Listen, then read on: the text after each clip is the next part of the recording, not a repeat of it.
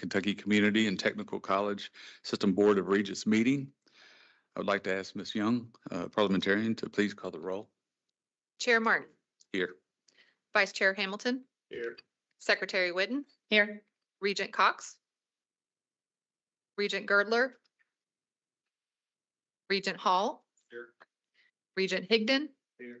Regent McGraw. Regent Powers. Here. Regent Rabinowitz.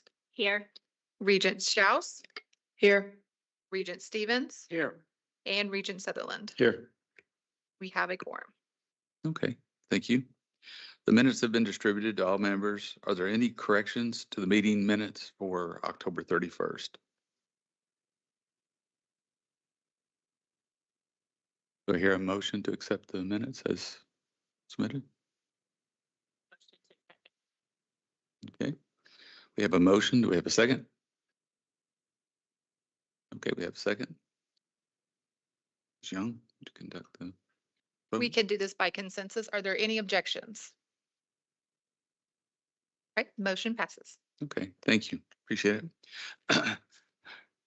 Okay, we'll go to the chair's report. I'd like to say that, I think this year has been a really good year. Dr. Quarles has really done some fantastic stuff. And some of the stuff that we've been doing is we'd like to celebrate the completion of the state audit and the forensic audit. There were no criminal activity or fraud found, and that is good news. The auditors did provide recommendations, so they have provided a roadmap to help KCTCS move forward and continue providing our students with quality education and training.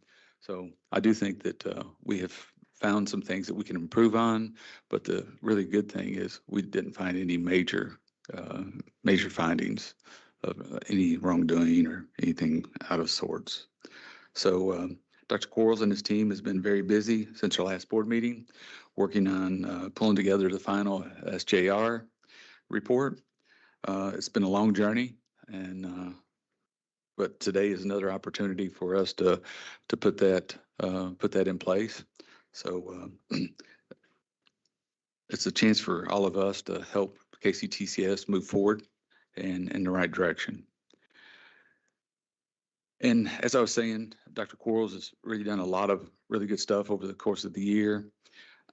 I look back at, when he first was interviewing for the job. And, if you all remember, he gave us kind of a 6-month, a short-term goal action plan. And some of the stuff that I highlighted is, he really developed got us back in tune with the legislators. He met with them regularly, along with leadership, the budget and education chairs about KCTCS's status and our vision. He really helped with our budget request.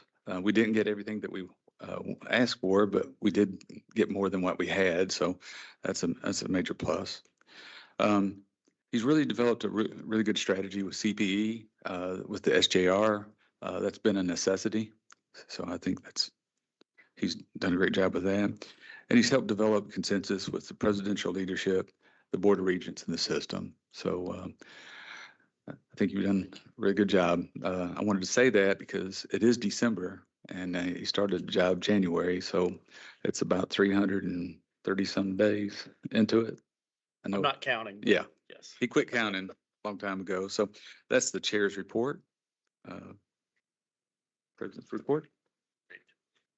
Well, thank you and good afternoon. I hope everyone had a fantastic holiday break last week with Thanksgiving.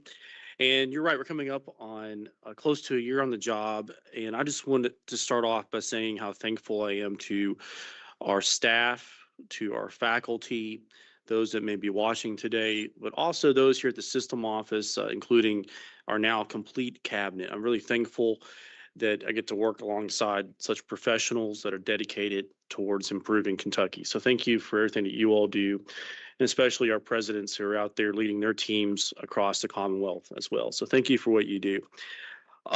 We have a lot of successes to share. I'm not going to go through them all, but you did get a handout of some highlights over the past 3 months. And we'll, of course, make this available for everybody. But in that, a lot of our time has been focused on wrapping up our SJR recommendations. And we'll have a separate presentation about that next. But this is an opportunity for us to reinvent ourselves. And a lot of organizations don't get that opportunity. It's either handed to them, it's prescribed to them, they're told what to do. We have an opportunity to lead our own and develop our own path ahead of us. And we'll get into that later this afternoon. Our enrollment numbers are up, and they're up big. And so from fall of last year to fall of this year, up 7%. All institutions in Kentucky are up, but ours is leading the pack. And if you look towards the spring enrollment, we project a 16% increase. 16% increase. Now that number can change and vary, but this shows our success for navigating the issues that we've seen with FAFSA this past year. So thank you to all those here at the system office and out at the colleges. They did such a fantastic job of not letting the FAFSA be an impediment with increased enrollment as well. Another thing to think about, it's in the report, is that it's not just increased enrollment, but it's also increased enrollment in those high demand industry sectors that we know that the Work Ready Scholarship is helping support, and that it continues to be a good sign that we're sinking in line with the job and workforce needs of Kentucky as well. And also another thing to celebrate was that we are the largest provider of GEDs in Kentucky. We're proud of that. We're also in our addiction clinics, our recovery centers. We're in our jails and prisons. And there's a new Second Chance Employer initiative led by the governor's office that's coming out. We're going to be a big part of that. And so we just celebrated 4,400 GEDs bestowed to Kentucky inmates prior to their reentry to society. And that's something that is free to all Kentuckians. And we're going to continue to be a good steward towards being an educational opportunity of all Kentuckians, regardless of their backgrounds, even those that have not achieved a high school equivalency. We're proud of that work that we do. We also have some major announcements coming up. One's on Monday. It's not a secret announcement, so we can say it. This is a transfer agreement system-wide with the University of Louisville. We'll be announcing that on Monday morning. It's going to be similar to the announcement we had with University of Kentucky earlier this year, and it only adds onto our strategy of re-upping, renewing, or creating transfer agreements, not just with our publics, but also our private institutions across Kentucky, including some across the Kentucky border with neighboring states. We're proud of that. We also have a transfer agreement with Indiana Wesleyan. And this adds to what we've done with Midway and Asbury. And a lot of these agreements, the way I view it is that we'll start with transfer, but then let's talk about workforce and make a commitment towards hiring our graduates, and also try to knock down barriers once a student decides to transfer to a 4-year as well. And so in many cases, these institutions are waiving application fees. U of L is making a scholarship opportunity available for KCTCS students. That's similar to what students at JCTC have, but just another way for us to remind folks of how many students we have transferring to the 4 years as well. We're really proud of this work, and thank you for those who've helped make this happen. And on the learner success side, I attended the Fire Commission Academy's graduation ceremony on November 15th. They had 32 recruits graduating down in outside of Muhlenberg County. If you haven't had a chance to visit this facility, I think we need to go on a field trip. And I would encourage you all as Regents to attend one of the graduation ceremonies. They have 2 each year. It's a 13-week boot camp, and they come away not just with the essential qualifications and rigor of becoming a firefighter or firewoman. They also come away with well over 20 credit hours of college credit through Madisonville. And so they're well on their way to getting an associate's degree as well. We're really proud of that. If you want to talk about employment success, we continue to be very active with other agencies that are spearheading economic development in Kentucky. That includes the Cabinet for Economic Development, Labor and Workforce. our ad districts, our local KAED members, economic developers. And just yesterday, we presented at the first ever SWAT initiative gathering. That's the statewide workforce and talent team. And so this is a collaboration of changing how this Commonwealth of Kentucky views economic development. Why do we do this? Well, we might get a business card from a business at a reception. A college may get a call from a company they've been working with that wants to expand. And sometimes the right hand doesn't know what the left hand's doing. And then we add in multiple layers of economic incentive packages. Not every company can be a Blue Oval or a Toyota that has a dedicated team that just evaluates how to leverage incentive programs. We work with mom and pops every day too. This is about making sure that there's an overarching one strategic strategy for the state. It was launched yesterday, and we are a principal partner in that, and we're very excited about that as well. We're also making sure that we are working on partnerships across Kentucky. This includes working with intergovernment relations with our state parks. Also includes making sure that we are touching base with our local elected officials, with KCO and KLC. We've had meetings with utility companies, et cetera. And with the addition of Chris Crumrine as our Chief External Affairs Officer, we're going to be making sure that our partnerships are not really measured by the quantity, but by the quality of those partnerships. And it's going to hopefully lead to better outcomes for us. And I'll just give you one example. County and city governments hire a lot of Kentuckians who need a CDL license, whether it's driving large equipment, forklift operators. We should be the sole or primary provider of the CDL license for municipal governments across Kentucky. And that's going to be an area we want to be very active on. Same thing with wastewater treatment and water treatment as well. The training that we can do in-house for them. Currently, we work with over 3,000 businesses each year, which again reflects the workforce arm of KCTCS. And we touch base with well over 8,000 companies each year too. And another item that you're going to hear a little bit more about over our two-day meeting is we finished the reclassification across KCTCS, and now we're working on compression. And so you're going to see somewhat of a rough outline of our plan. It's important that we have that commitment to our employees, that now that reclassification has been completed, to work and address the compression issue across KCTCS. We have filled out the cabinet. I'm so proud of the team that we've assembled here. You know, I talked to a lot of university and college presidents across the country, and it usually takes a year or sometimes 2 years for a president to fill out a leadership team. We did it in 10 months. We did it in 10 months. And so I want to say thank you for all of those who served on these search committees. And I'm proud to announce today the addition of our final members. One is with us today, Chris Crumrine, will be serving as our Chief External Affairs Officer. Hello, Chris. Comes to us most recently from UK, where he did similar work advocating in the halls of Frankfurt and Washington, D.C. And so we have a big job ahead of us with some legislation in the works. So welcome aboard, Chris. And then on December 16th, we'll have our general counsel starting, Jessica Stegall. What's interesting here is that she used to do work for KCTCS prior to serving as general counsel of Morehead State University, where she's coming from right now. Don't worry, Jay Morgan's still my friend. So we're very appreciative of her expertise joining our team as well. We've had immense outreach across the state. My schedule was full. I'm putting in 55 to 60 hours a week right now on the job, often late into the evenings, working with and attending events across Kentucky to make sure that people know about the programs and opportunities that KCTCS has to offer as well.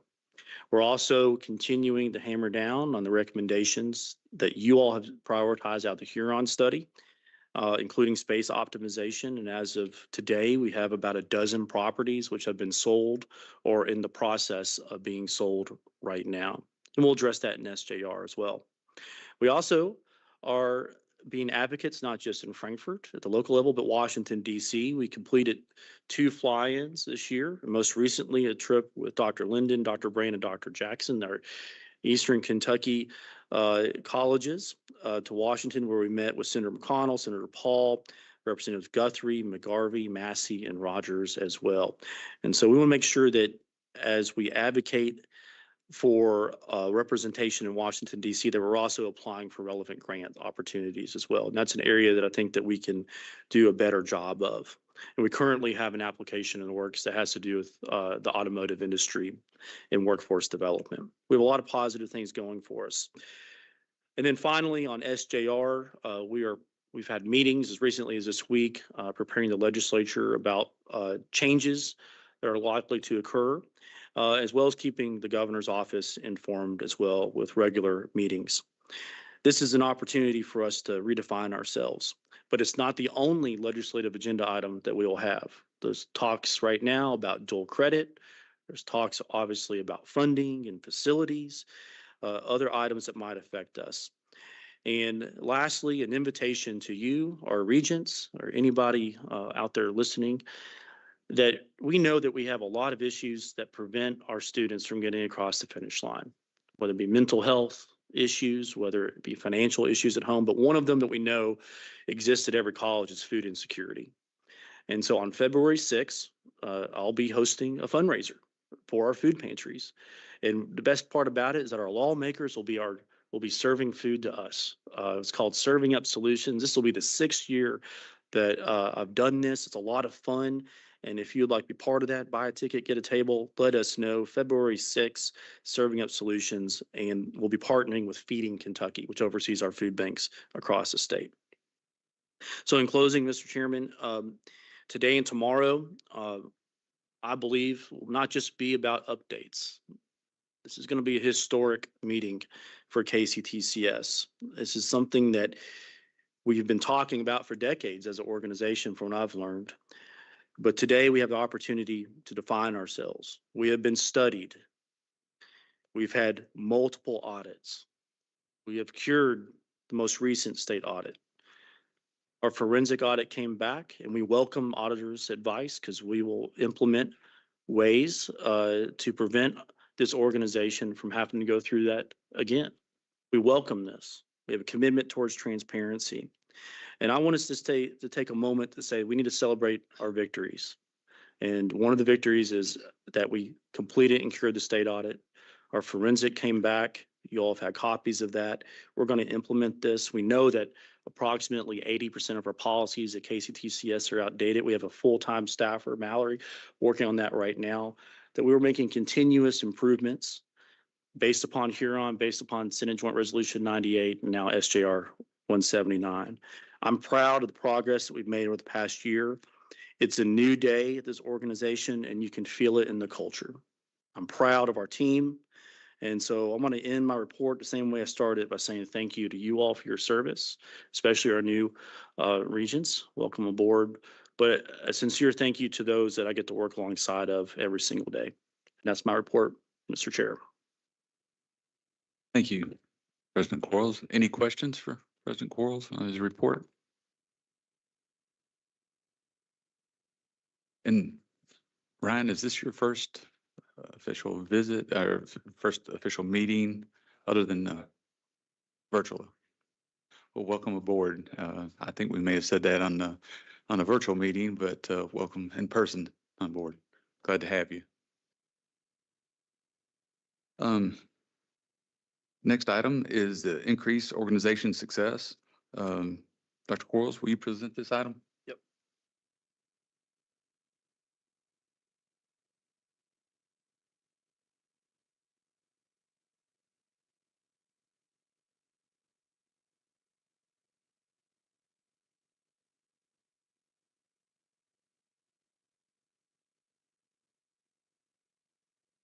No, it's not working.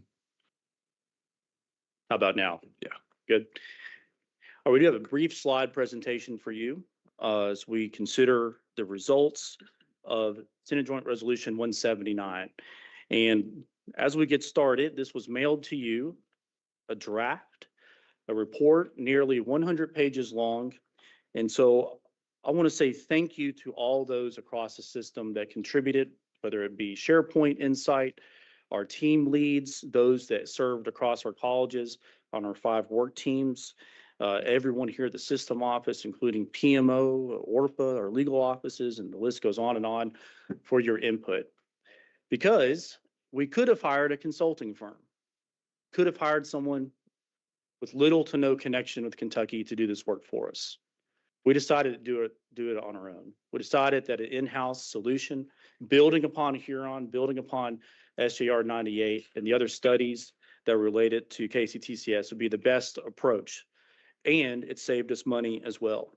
Thousands of hours. At last count, 5,000 hours when we were met in Henderson. We think that's easily 8,000 hours of homegrown in-house work have been done and completed to get to where we're at today. I want to say a special thanks to the PMO office, including Dr. Sarah Ballard, Dr. Jay McCaslin, for your role of help leading us to where we're at today. And I also want to say a special thank you to Dr. Jay and also Dr. Tony Newberry for writing up and editing the final version of SJR 179.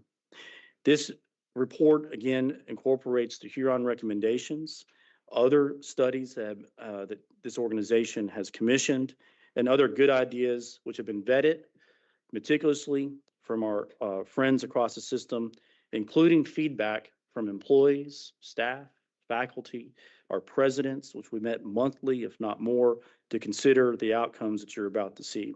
We also consulted with the Council on Post-Secondary Education on a regular manner, particularly input from Dr. Aaron Thompson and his staff, in addition to a presentation which our board chair attended just 2 weeks ago in front of the CPE committee itself.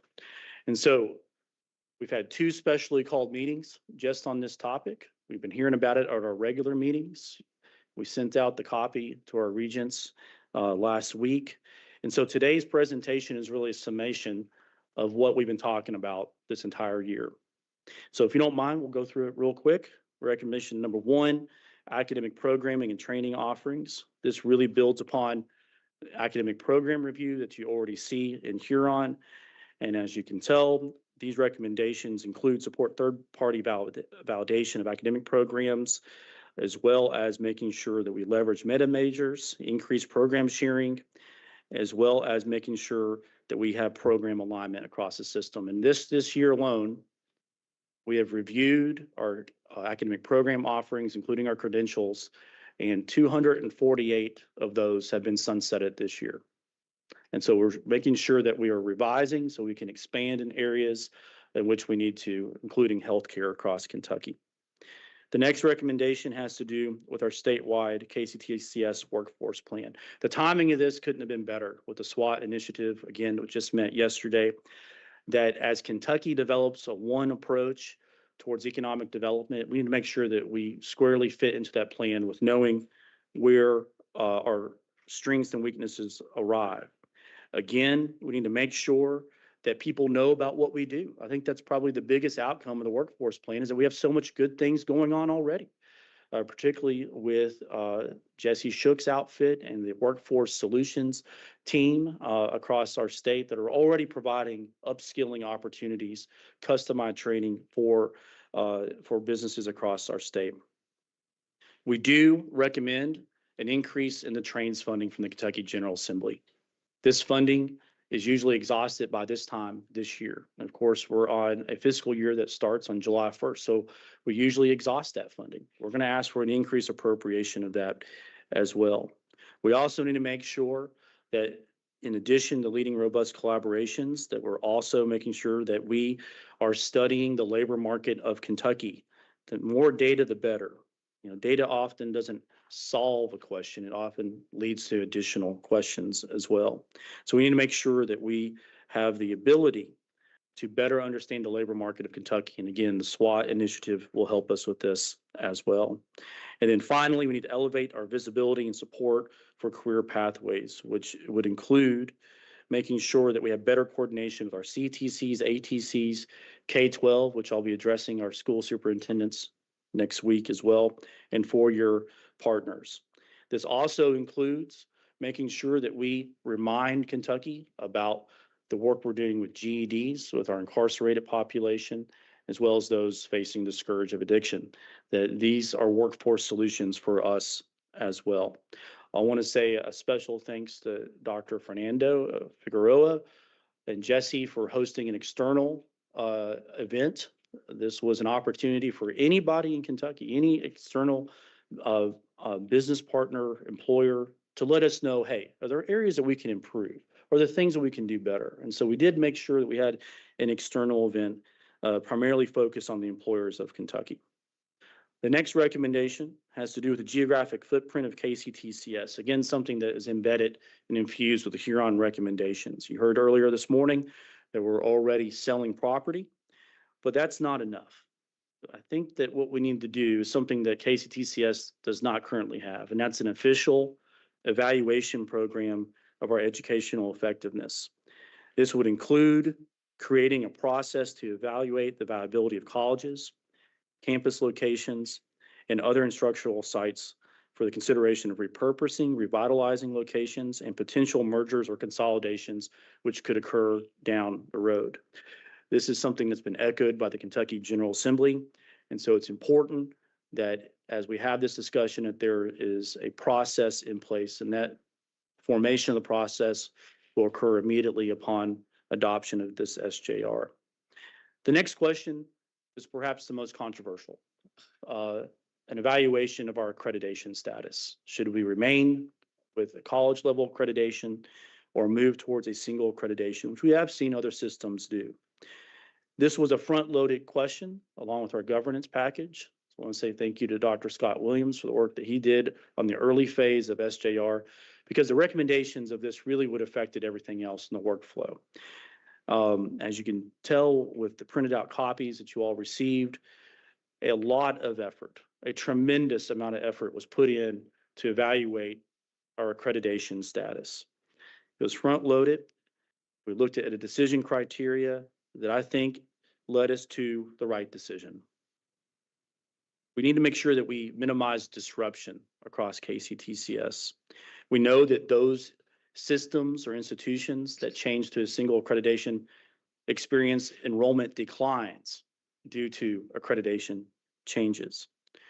We were also told by people outside of Kentucky that have gone down this path that you don't make an accreditation change if the objective is to save money.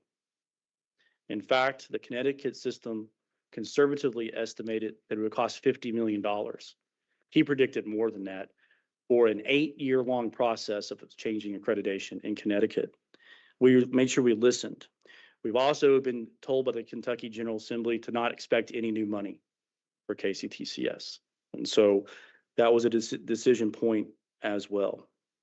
We also looked at what were the benefits of an accreditation change. And it is accurate to say that KCTCS, well as other institutions, start at different starting points when they made that decision. Due to our shared services and consistency and unification, which will continue to happen at our colleges, is that many of the advantages that you see with a singly accredited system are already being achieved and realized and enjoyed across our system. So what would these be? Common start dates, common applications, seamless transfer across the system. This is something that did not exist in, say, the Dallas system or the Connecticut system.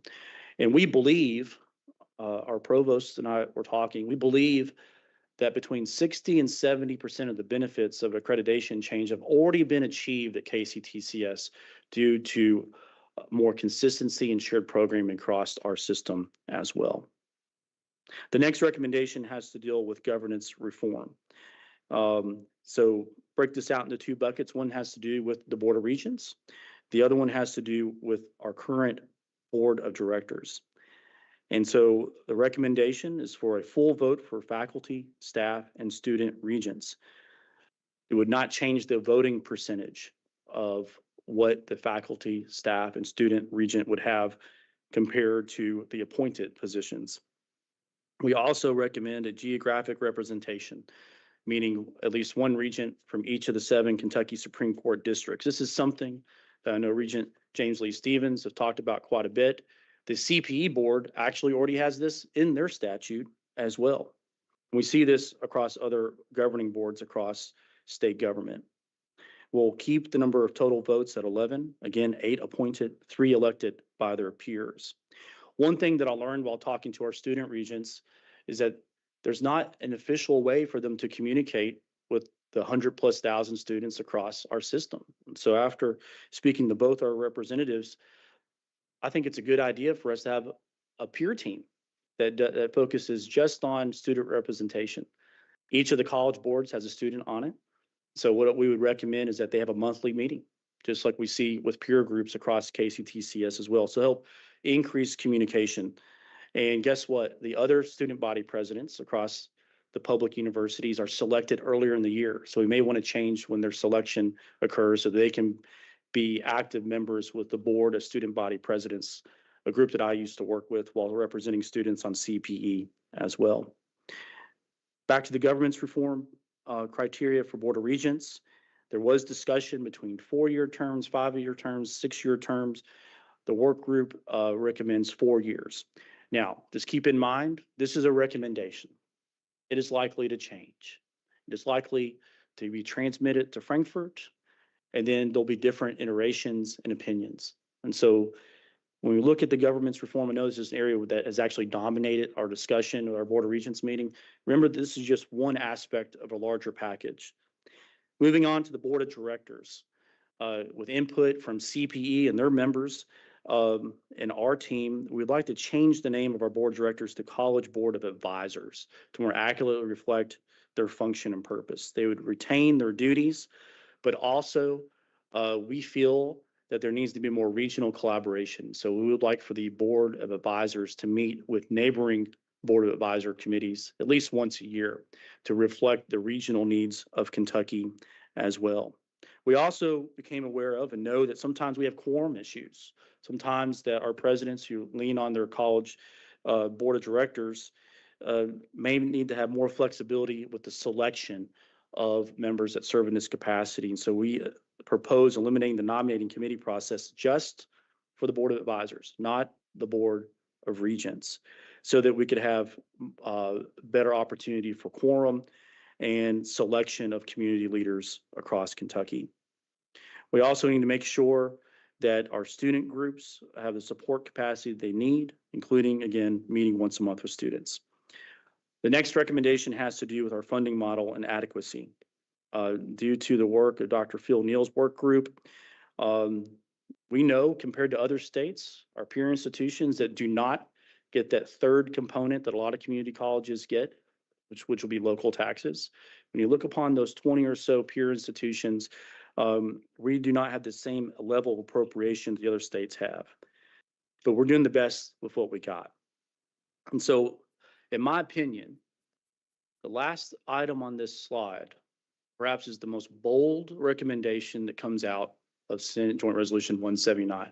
That's a willingness to change our entire funding system to an outcomes-based funding model if the legislature were to make an agreement to fund us at the average of what our peer institutions get that are similarly situated without local taxes. This means performance-based funding-esque model for the entire system. Texas recently did this. We're monitoring what's going on there. But if the legislature decides to not increase the funding, then this is an option that's up to them, but we're willing to implement it if done right. It would not be done overnight. It would take quite a bit of time, perhaps in 2026, to make this happen.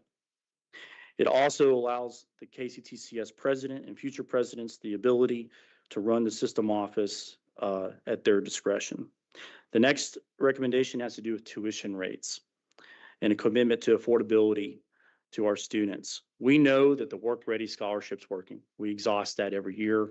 We actually got a $20 million appropriation. We know that we'll go through that as well. So one of the recommendations will be increased funding for the Work Ready Scholarship, but also perhaps the ability for our college presidents to have flexibility with categories that are unique to their region for Work Ready to qualify for. So right now, we have about 5 industry sectors, high demand areas that Work Ready, funded by the Kentucky Lottery, supports. Perhaps there should be a local option for our colleges to better reflect the local needs of their region as well. It's also important for us as a Board of Regents to be judicious with tuition rates, just potential tuition rate increases as well.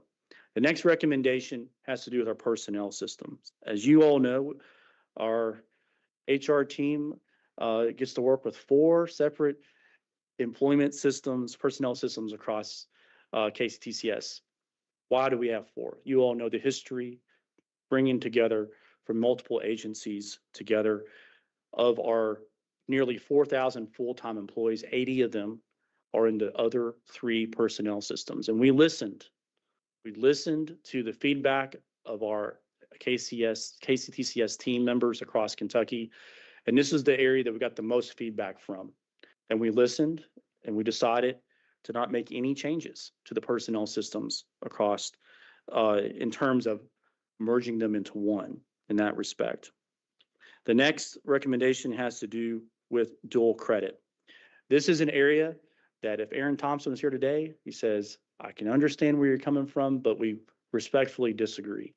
We think that with KCTCS being the #1 provider of dual credit in Kentucky, in fact, we provide 71% of all dual credit to Kentucky high schoolers in our state, that we should be the sole provider.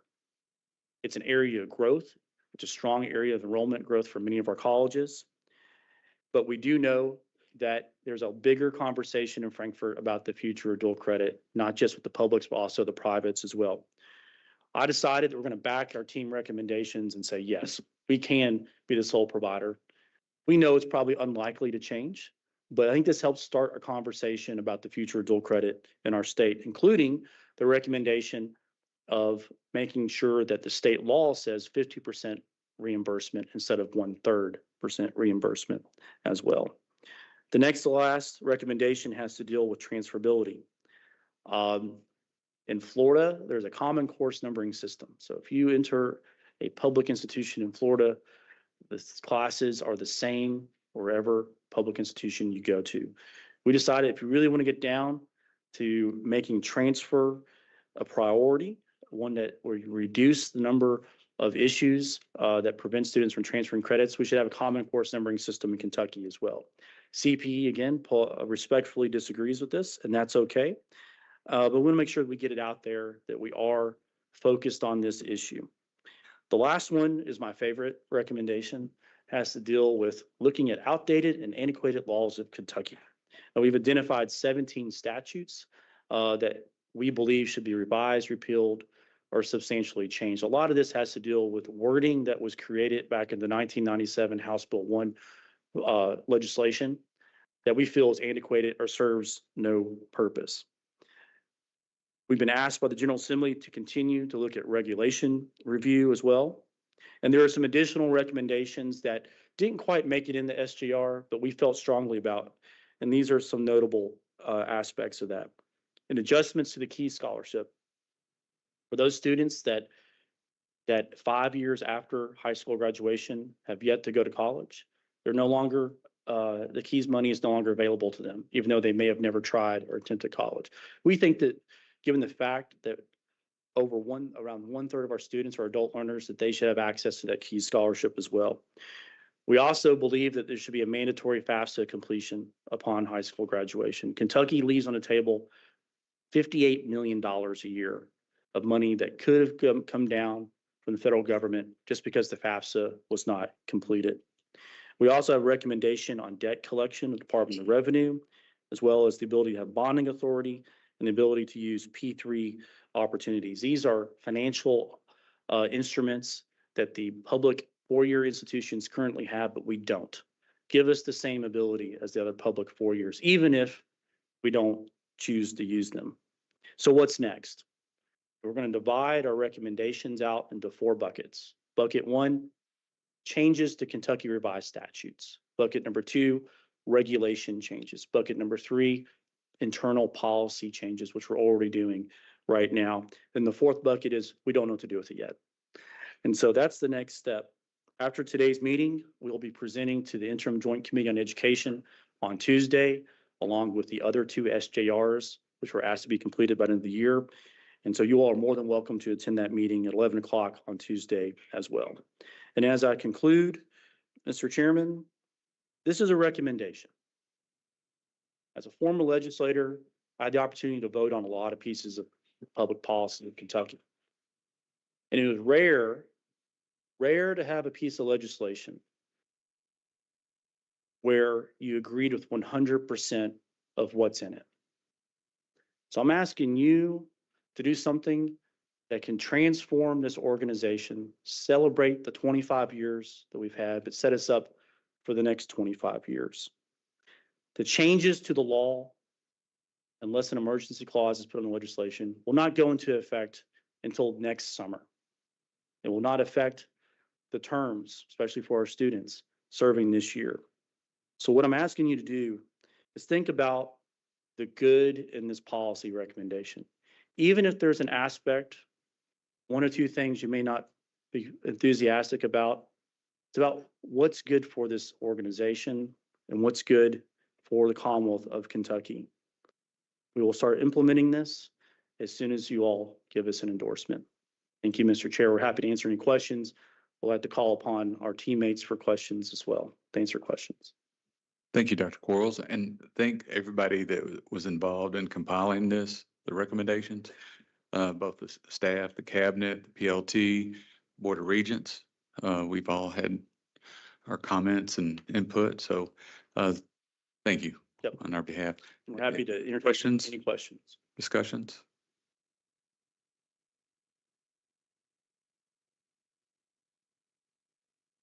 Chair Martin. Yes. So, Dr. Quarles, I just you want us to vote on this or to endorse it as a group. That's right. So I've already asked Parliamentary Young if we can actually separate that into 8. And she said that we would have to call for a motion for that. Is that correct? Correct. So 11 recommendations. Mm-hmm.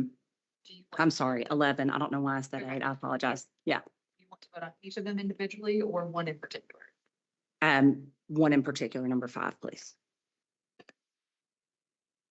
Okay, so is that a motion? So that would be a division of question motion. So if you can state what recommendation you want to pull out, and we will vote on that, whether the board wants to proceed that way first. Okay. What is the motion? That I would like to pull the division of the motion, the governance reform, including KCTCS Board of Regents and the 16 college boards of directors Okay, from the full grouping. And that is recommendation 5, I believe. and that's just pulling that one out and then leaving the other 10 grouped together. Yes. Okay, have a motion, need a second? Second. Okay, have a second. Parliamentarian Young, you want Yes.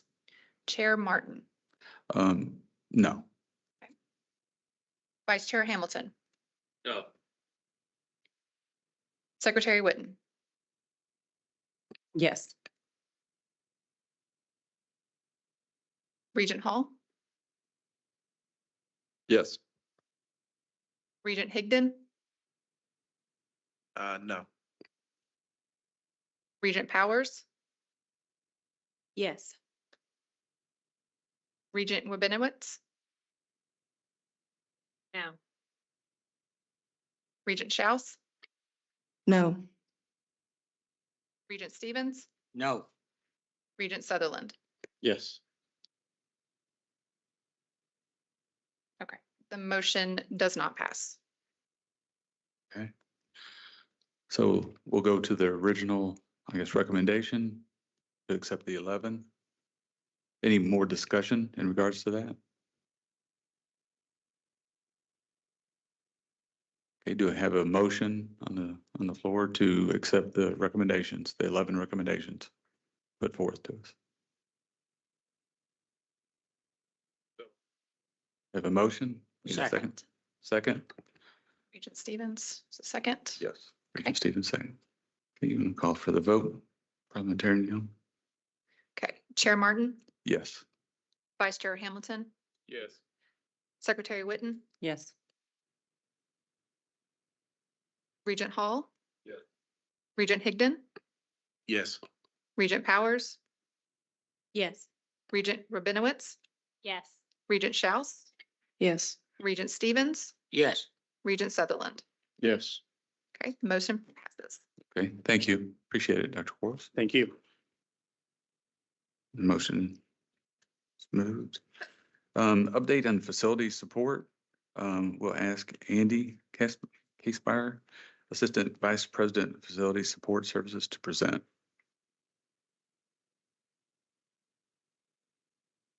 Afternoon. Go ahead and go to the first slide. We have in your packet, the normal semi-annual report that we send you that shows the projects that are underway, safety and security things.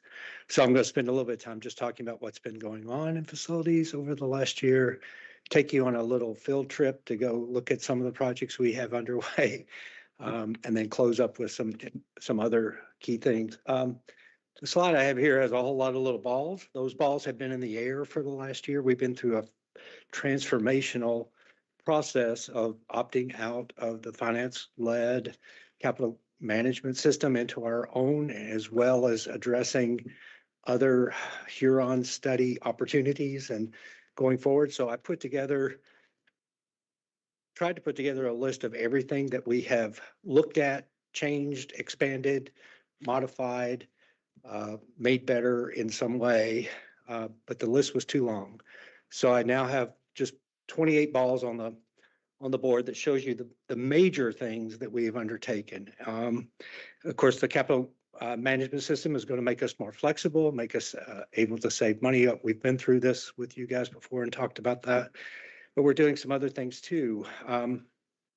One of the things that keeps coming up is with projects, do we really evaluate them based on the Huron recommendations and other criteria that the board has issued to us? And so we have revised our capital project planning criteria that we use when we do the 6-year plan, and that process is underway now. I'm going to talk about it in a minute, but we have revised that. I shared with you guys back a few board meetings ago. So understand that we are addressing all those concerns on every project. Then go back the other way, sorry. Under spatialization, that is the big thing, and you've heard about that in Senate Joint Resolution 179. So I have some tweaking to do based on what you guys have formulated in there. But we have, internally to facilities, we have looked at spatialization and how we make decisions based on space planning and space utilization and renovation. So we have incorporated all that. I want to take a look at it with what you guys are doing with 179 so that I can make sure that we are staying aligned with you guys. But we have a much better system now going forward that we're working with the colleges to be able to better make those decisions, including gathering data and assessing that data. And so just say we're working on space master planning, which has come up. And so we have all that stuff underway, and you should be seeing changes to that as we move forward. Another thing is we looked at every external lease that we have and made sure that the leases we have system-wide are appropriate for the needs and the goals of the colleges. And we've established a way in the future to be looking at these leases, not only at the college level, but at the system level, looking at it collectively so that neighboring colleges aren't in competition with each other and things like that. And we've also looked at safety and security. One of the things that came up recently is we had an external audit that showed that there were like 14 different deficiencies in safety and security across the system. It was shocking to me because, first of all, facilities hasn't had very much to do with safety and security. The colleges could do their own camera installations, their own access readers. TS would help them with technology if they need to, but there wasn't really an overall look at that. And so now that I've seen this, what we've done is we've already gathered data and moving forward to put together a system-wide security and safety master plan, which will identify all the deficiencies, gaps at each college, taking all the diversity that we have in brands of cameras and technology that they're using and try to integrate that so that we get a common system-wide that can benefit colleges working together with pulling resources together. And so our goal as we move forward is to bring you a master plan at your March meeting. And if we can get your authorization for that, then we'd start looking at trying to incorporate into the 6-year plan, the budget process that we're in, to look for funding for that to help all the colleges raise themselves up to a consistent security across the board. There, we have transitory homeless problem. We have all kinds of things that are going on, theft, vandalism. I'm going to talk to you about that a little bit more, but we're going to try to incorporate systems, both cameras, access readers, detectors, and AI technology, which is now moving forward at rapid speeds in the security industry to be able to address the things that you guys have brought to me before. So that's just to tell you what we've been under. So going to the next one.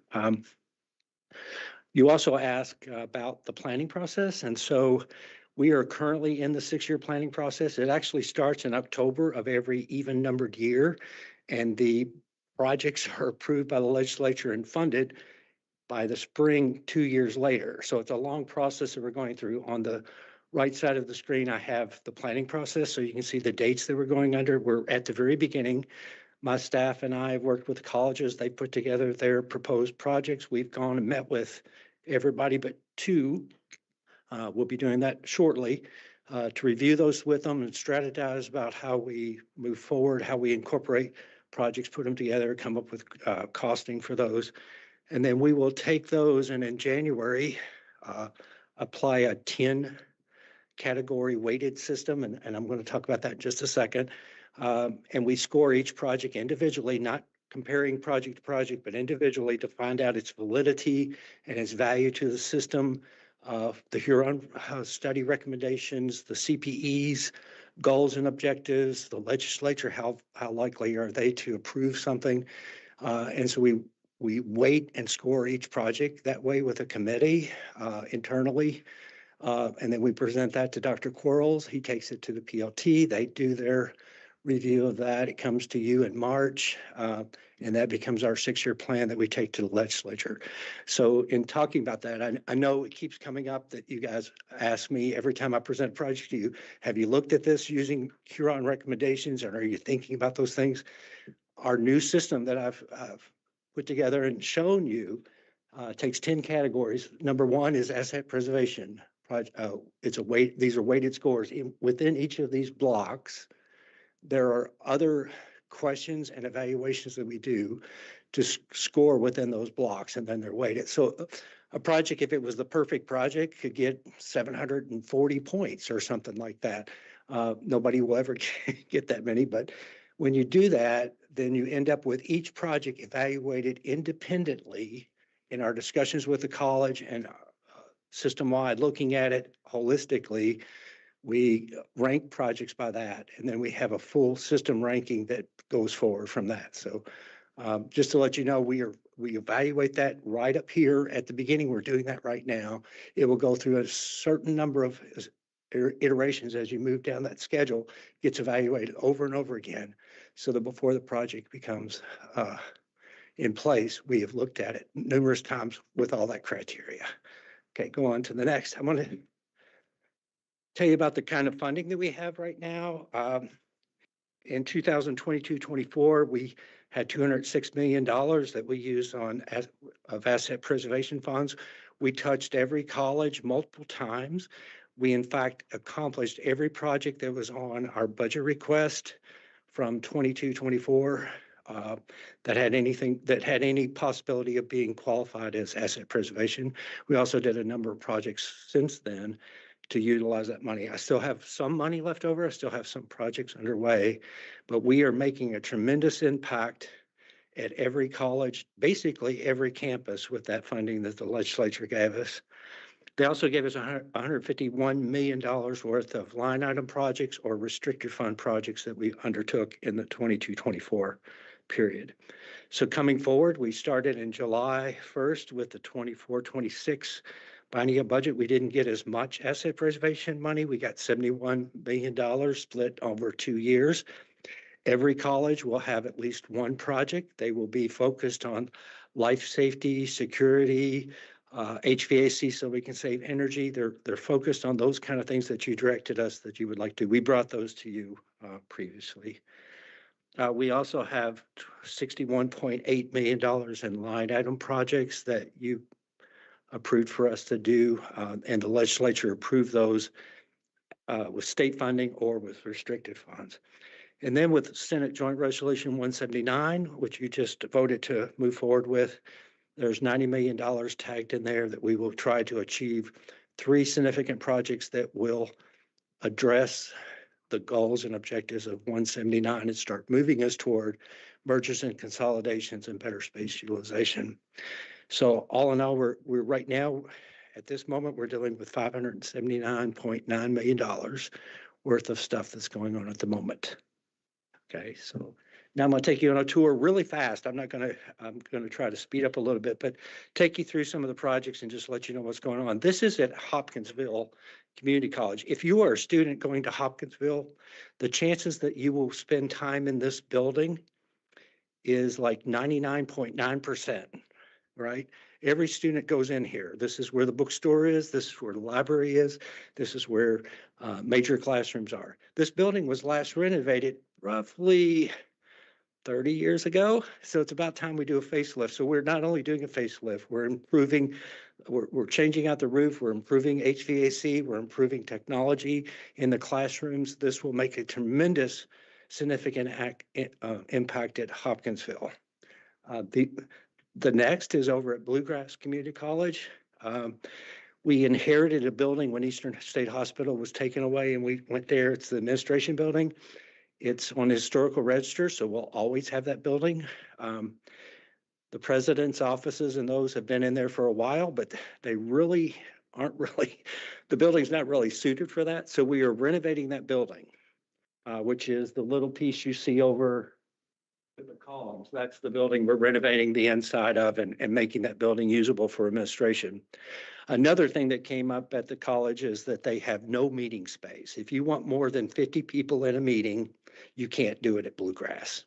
So we're, in addition to this building, is doing a meeting space for 250 to 300 people that will serve students and elevate them in that direction. Okay, next. This is at E-Town at their Litchfield site. There's a building there that houses a lot of classrooms. But if you're in a technical program at Litchfield, you can't get your technical certificates or your degrees there. You have to do some work there in Litchfield, but then eventually you have to move over to the main campus to get your coursework. So we're adding an addition there that will be able to get 2-year degrees in technical programs done at Litchfield and not cause those folks to have to go all the way to Elizabethtown to do that. So we're improving the availability of education in Litchfield. Next. Okay, this is at Jefferson. As you all know, I've talked to you before, we had a 12-story old building there that is actually going to fall down if we don't get it taken down someday. It has structural problems, has HVAC problems. The elevator it only goes 11 floors. It doesn't go 12 floors. There's a whole mess of things wrong with this building.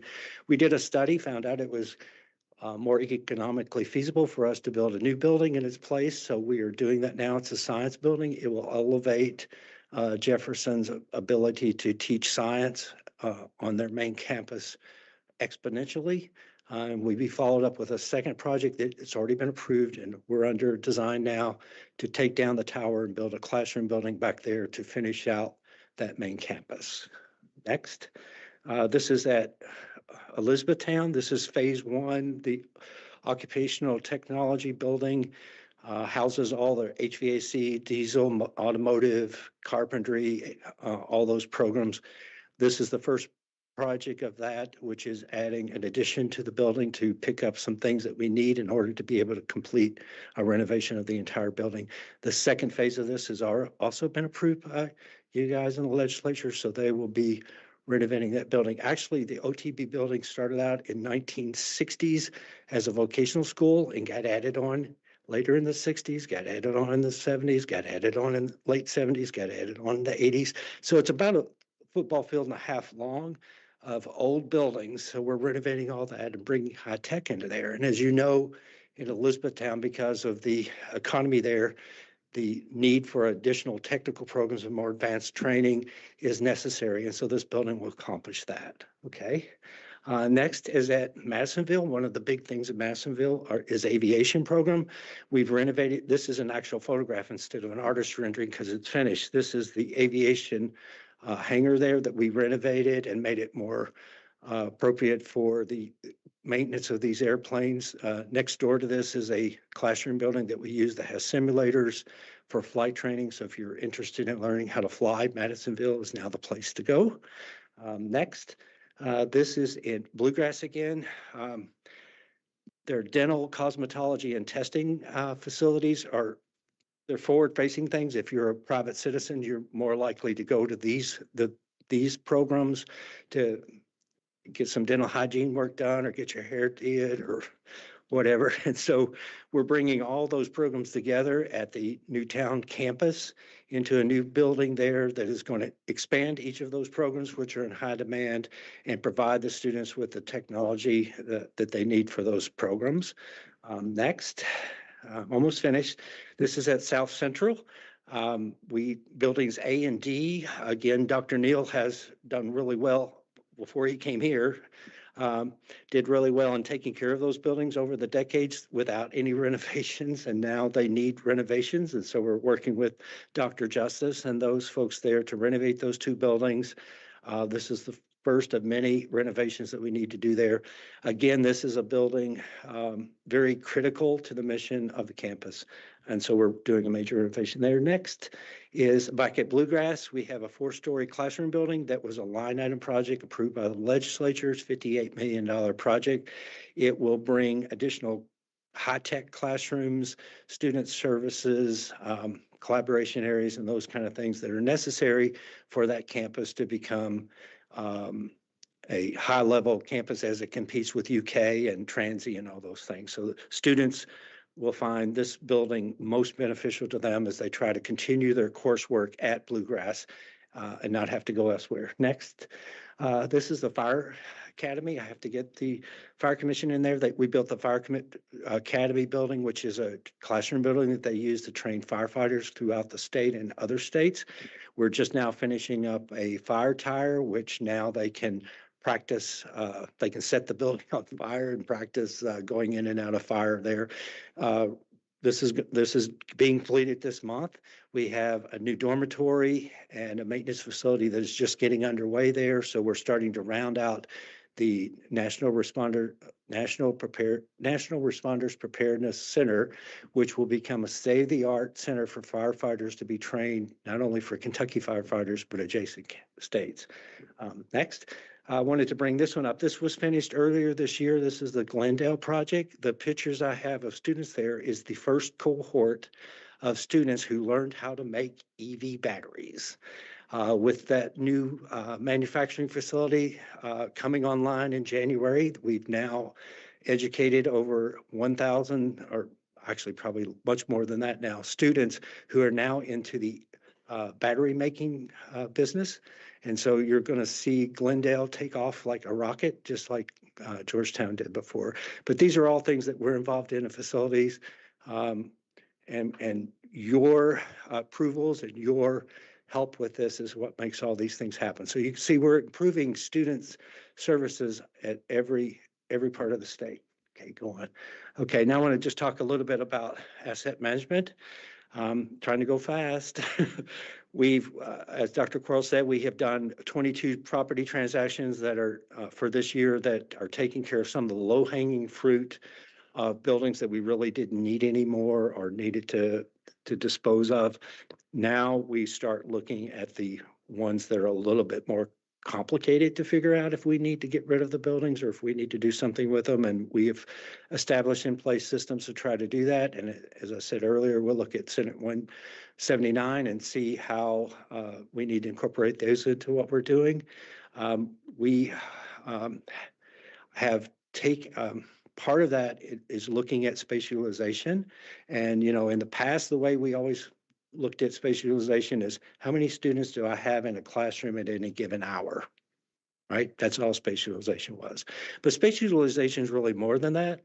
If you've got 15 students in a classroom for an hour and it's a classroom that only should have 10 people in it or should have 50 people in it. Neither one of those are the proper space utilization for that. So we've developed the system, and we are starting evaluations now, working with our college partners to be able to determine where are the best places for us to use space? Are we using space correctly? Are we using space efficiently?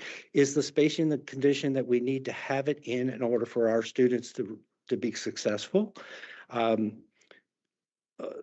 Several different criteria as we move forward. So we're working on that now. We are just now launching that. So in this coming year, that will be one of the focuses that you'll see from us. I had a president, and as we did the 6-year plans lately, one of the presidents who's new at that job said that he had been at that campus for like 27 years. And in the last 10 or 15 years, he started noticing facilities, because before that, he had never really paid attention. But as he started to look at facilities and he saw things improving on his campus, he realized that his faculty became energized and that his students became more successful and more influenced by the facilities around them. So as we try to move forward and try to think about space utilization, what we're really after isn't just better use of a space, but better utilization of the things that cause student success. And so those are the things we're looking at. Next slide, please. In safety, I talked to you a little bit about safety, the camera systems. We are underway with that. Going to bring something to you in March about that. We've also evaluated all 18 insurance policies that KCTC has. Before I came here to facilities, if you had told me we had 18 different insurance policies, I would have said, nah, there's no way. But we do. Everything, there's so many different things. Airplanes have to be insured differently than helicopters, and buildings have to be insured differently from everything else. So we have evaluated all those. We've looked at those. We are now, because of legislation that just happened, we're engaged again with our broker to try to look for ways to be able to maybe even move out of state risk into a different type of insurance in order to save funding. So we're looking at that. And I'm sure I'll be coming back to you again before that. Next one, I think we're almost done. This is the critical incident report. It's in your packet. I've added the little black numbers are the incident reports from last year. I'm not seeing much improvement. Even though we've now implemented going back into the colleges and doing safety evaluations in the technical programs every fall and in the educational or academic programs every spring, we're going into every space and looking at those. We're finding the same kind of safety issues keep occurring over and over again. And so this year we will be focusing on how can we provide the resources, provide the information to help our colleges do a better job of identifying these things ongoingly and not waiting for my inspector to show up every fall and say, oh, wait, you've got this problem, which is the same one you had last year and we corrected it, but now it's back, right?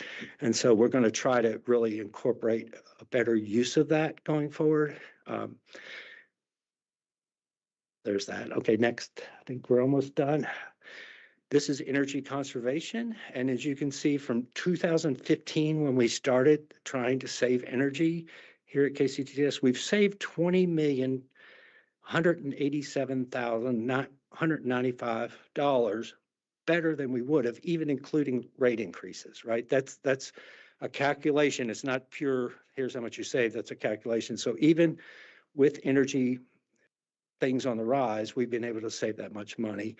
Just since June, when I reported to you last time, we've saved over $2 million additional in utility bills that we wouldn't have, and we're continuing to go on. This chart shows you that we have projects going on now, 40 projects in all, that are dealing with energy conservation and energy usage throughout all the campuses. So we're continuing to do that. So I'm just reporting to you that.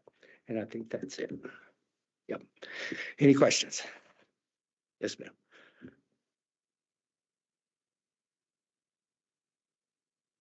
You need to speak into your mic. I'm sorry. So Go back one. I noticed that Ashland's numbers were pretty high on savings since June. And so I didn't know if there were any additional things that they were doing to increase those numbers. Yes, I mean, those are the savings. So a positive number is really good. That's a savings. We have two projects going on now there that are HVAC equipment related. So outdated, inefficient equipment is being replaced. Controls are being replaced. We have two projects going on currently. Yes, so yes. Not a question, but definitely lots of applause. So I know that I have been a person to ask you a lot of questions about buildings and the rubric in Huron and how we're implementing that for safety and space utilization, and just a lot of applause for facilities and support in you for doing the work that you've done. Yeah, Thank you. it's not on me. My staff is outstanding. I've been blessed with a lot of folks that work really hard. And so I come up with an idea and throw it out there. And the next thing I know, they've got something worked out. So my staff, that suits the applause. I have to echo that. Thank you. I've asked a lot of questions as well. So that's a That's great good. job. That gets to be something else to work on. And to think that we've saved $2 million just in the last 5 months compared to 20 over 9 years, that's really good. And it will be exponential, right? So every time we do a project, we save a bunch of money that first year and we save more money going on. It doesn't stop. Even after we've paid off the project, we're still saving money. To give you an example, the two Henderson and Hopkinsville I have some asterisks on there. Right now, the cumulative savings is in the negative, but we just completed some projects there over the last 2 years that now by the time I report to you again, my number should be $104,000 savings at Henderson and $107,000 savings at Hopkinsville. So you can see every project is changing those numbers for us. We're also going to be, just so you know, because I'm in the transformational mood, we're looking at our reporting to you so that I will give you actually better granular numbers, both for energy conservation and for safety things coming forward. So I've actually had a meeting this morning with some of my folks working on how we're going to report this to you in the future. So you'll see better information. Are the negative numbers caused by the investment of the energy savings, or? Each one of them, it's different. The cumulative numbers it could have been that we didn't do anything for a very long time and now we're doing something. So we were really far in the red and now we're starting to come out of it. Some of them, especially like, take example, Somerset. I have 3 projects going on that replace HVAC equipment. I have 2 projects going on that are totally renovating buildings. And I have a 4th project that is doing thermal improvements to the building. All those things, while they're under construction, actually eat up utilities. And so when we get out of that, we'll start showing those. Once those projects are completed, we'll start seeing some better information. Okay. Any other questions? Yes. Going back to the safety and security, Mhm. you mentioned that there's multiple security contracts, I guess, for each individual college, like maybe Madisonville's under one security contract and Henderson's in a different one. Is it the plan to have like one blanket contract with one provider? Would that be cheaper Okay. Well, in the long run? we are looking at that. Mhm. What I'm looking at in the master plan is looking at cameras. Do I have enough cameras? Where are they located? Can I save money if I buy cameras in bulk? Can we do all those kind of things? How do we tie cameras together? They're from different eras. Some of them are 20 years old. Some of them are brand new. How do I tie all that together so we can see it all together? Same thing with access readers. How can I shut down that campus like now? I have some campuses right now which somebody with a key has to walk around and lock all the doors. Not acceptable.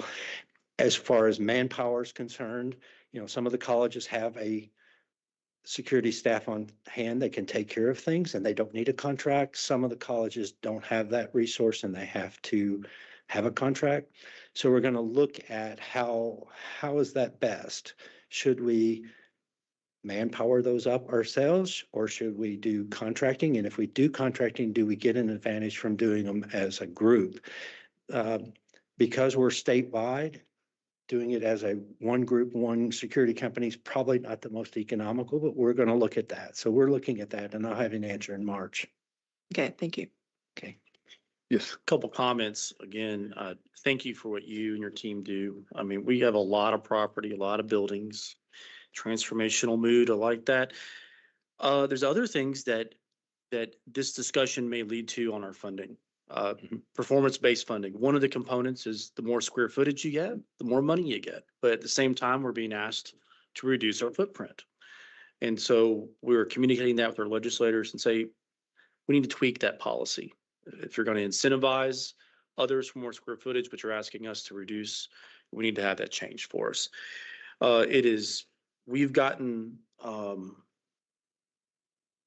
the commitment of unlocking the $90 million that for the second fiscal year due to our progress here at KCTCS. And so that's good news for us. The other thing is when we decided, you all decided prior to my arrival to move out of DECA and do it in-house, it's going to have some long-term savings here. And we're fortunate to have talented staff that can handle this sort of management. And then there's other upgrades, especially for our students, faculty, and staff. The wireless access points, we've replaced 2,500 of those this year. And you may have never noticed it, but those are the sorts of improvements that we're making to make sure that we're integrating with the latest technology, preventing problems as well. So I want to say thank you to Technology Solutions as well for those sorts of upgrades. Okay. Okay. Any other questions? I think we're going to take about a 10-minute break, and then we'll come back and ask you to come back, keep presenting for us. So we will come back at 1:26.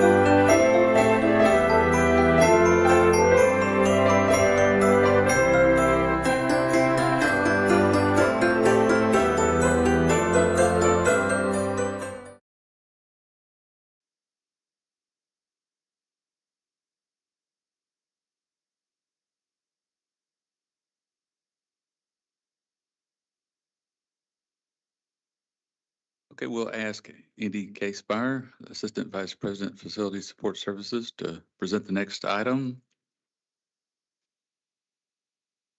E-Town Community and Technical College. Okay, so now I have three action items for you guys. The first one is the Maysville Community and Technical College Montgomery Campus Welding Lab renovation. They have received a federal grant to install 14 additional welding booths. They are one of them ADA accessible. It's a $1,220,000 project with $976,000 in federal funds and $244,000 of KCTCS agency funds. So according to KRS 164, A 575, anything over $1 million should come to the Board of Regents for approval. And so that's why we're here. Okay, Questions? fine. We have a, move. okay, Just, Second. just one minute. We don't have enough votes Oh. at this time to take this action item. So if you want to run through the rest of them and do the presentations, maybe that'll give us some time. Should I talk slower? If you'd like. Okay, the second one is at Elizabethtown Community and Technical College. It's the college science building expansion project. We have been working on the science building renovation for a while, and we were trying to make an addition. Yeah, I talked slow enough. Tried to make an addition to the building for some additional lab spaces that were and classrooms that were found to be necessary as we tried to go through and bring this science building up to the current standards. All the high schools there have brand new science buildings, so we've got to do something. And because of that, we'd first put in $3.5 million to take care of that. Since then, as they've moved through design further and looking at things going on with Glendale, that whole campus is exploding. They needed to add some additional computer lab spaces that are used with the science labs because they're doing engineering and things like that. And so now we need to increase the project to $9.6 million, which I know is a big jump. Dr. Pate was going to be here and he was going to be able to tell you all the important reasons why we need to do this, but we have gone through this a number of times trying to figure out, can we do this any less expensively? And this is just where we are to get, while we're at the science building doing a renovation, we really need to make this addition to it in order to take care of the needs of this campus moving forward. So I'm asking for your approval to do that.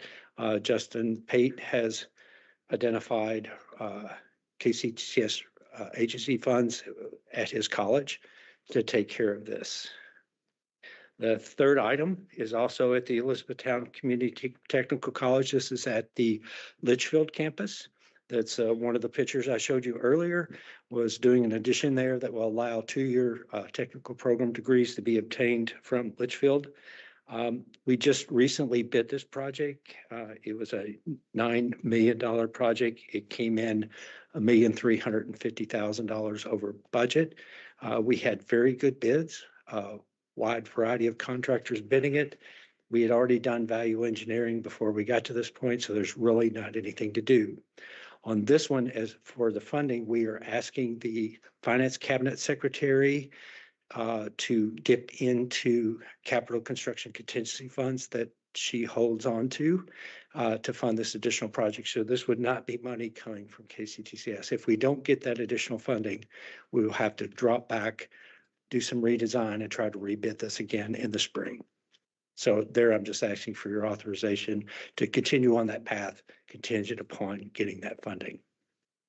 Those are the three. Okay. Any questions? so we have 3 action items. The first is we need to have a motion for the KCTCS Board of Regents to approve the Maysville Community and Technical College Montgomery Campus Welding Lab Renovation Project with a scope of $1,220,000. Do I have a motion? Motion. So, second. Got a motion and a second? Regent Stevens and Regent Whitten. Yes. And I will note for the record that Regent Cox is now here. Chair Martin, Yes. Vice Chair Hamilton. Secretary Whitten, Yes. Regent Cox, Yes. Regent Hall, Yes.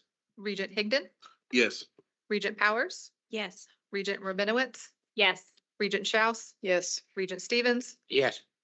Regent Sutherland. Yes. Motion passes. Okay, thank you. The next item is a motion that KCTCS Board of Regents approve the Elizabethtown Community and Technical College Science Building Expansion Project with a scope increase of $6.1 million. Do I have a motion? Motion. Motion, Stevens? Second. second. Thank you, Bill. Call for a vote? Chair Martin, Yes. Vice Chair Hamilton, Yeah. Secretary Whitten, Yes. Regent Cox, Yes. Regent Hall, Yes. Regent Higdon, Yes. Regent Powers, Yes. Regent Rabinowitz, Yes. Regent Schaus, Yes. Regent Stevens, Yes. Regent Sutherland. Yes. The motion passes. Thank you. Regent Sutherland, you're going to have to be quicker on the draw. Next item is a motion for KCTCS Board of Regents to approve the Elizabethtown Community and Technical College Litchfield Campus Addition with an amount of $1,350,000. Do I have a motion? Motion. Motion by James Lee, Second. second by Marty Sutherland. Call for the vote? Chair Martin, Yes. Vice Chair Hamilton, Secretary Whitten, Yes. Regent Cox, Yes. Regent Hall, Yes. Regent Higdon, Yes. Regent Powers, Yes. Regent Rabinowitz, Yes. Regent Schaus, Yes. Regent Stevens, Yes. Regent Sutherland. Yes. The motion passes. Thank you very much. Appreciate it. Okay, next item is action ratification of personnel actions. We'll ask Vice President of Human Resources, Bridget Cantor, to present this agenda item. Good afternoon. So in your board materials, you have the personnel actions report for all of KCTCS for the period of August the 1st through October the 31st. You're going to note in that report that there were 3 employees of KCTCS that became deceased during this period. Edward Wicks, professor of Elizabethtown Community and Technical College, Deborah Ruth, associate professor of Owensboro Community and Technical College, and Michael Christopher, instructor for West Kentucky Community and Technical College. I'd ask if we would to please just observe a moment of silence in honor of those employees.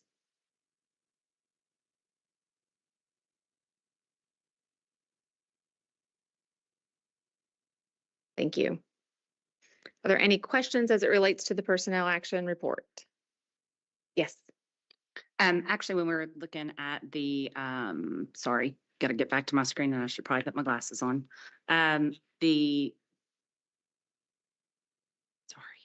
Sorry.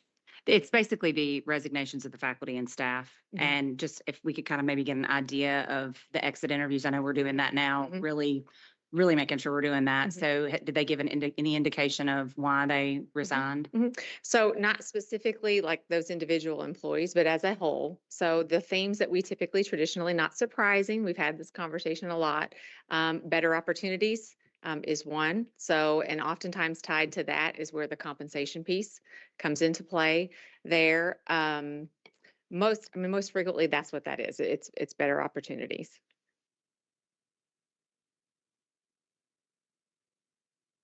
Chair Martin, I seek a motion for approval of the ratification of personnel actions. Okay, thank you. No more questions? You have another question? Yeah. So I'm just doing some quick math. When we're looking at the resignations of the faculty in this, what is it, 8, 9, 10, 3-month period, and we're looking at the faculty and there were 50 positions. So there was probably about 40, 35, 37 unfilled positions of faculty.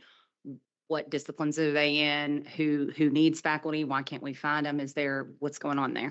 Is that not in that report, Regent Whitten, of the vacancies, or just say the number of vacancies? It or does gives me give- the numbers. Yeah. Okay, and I don't have that off the top of my head, but I can get that to you.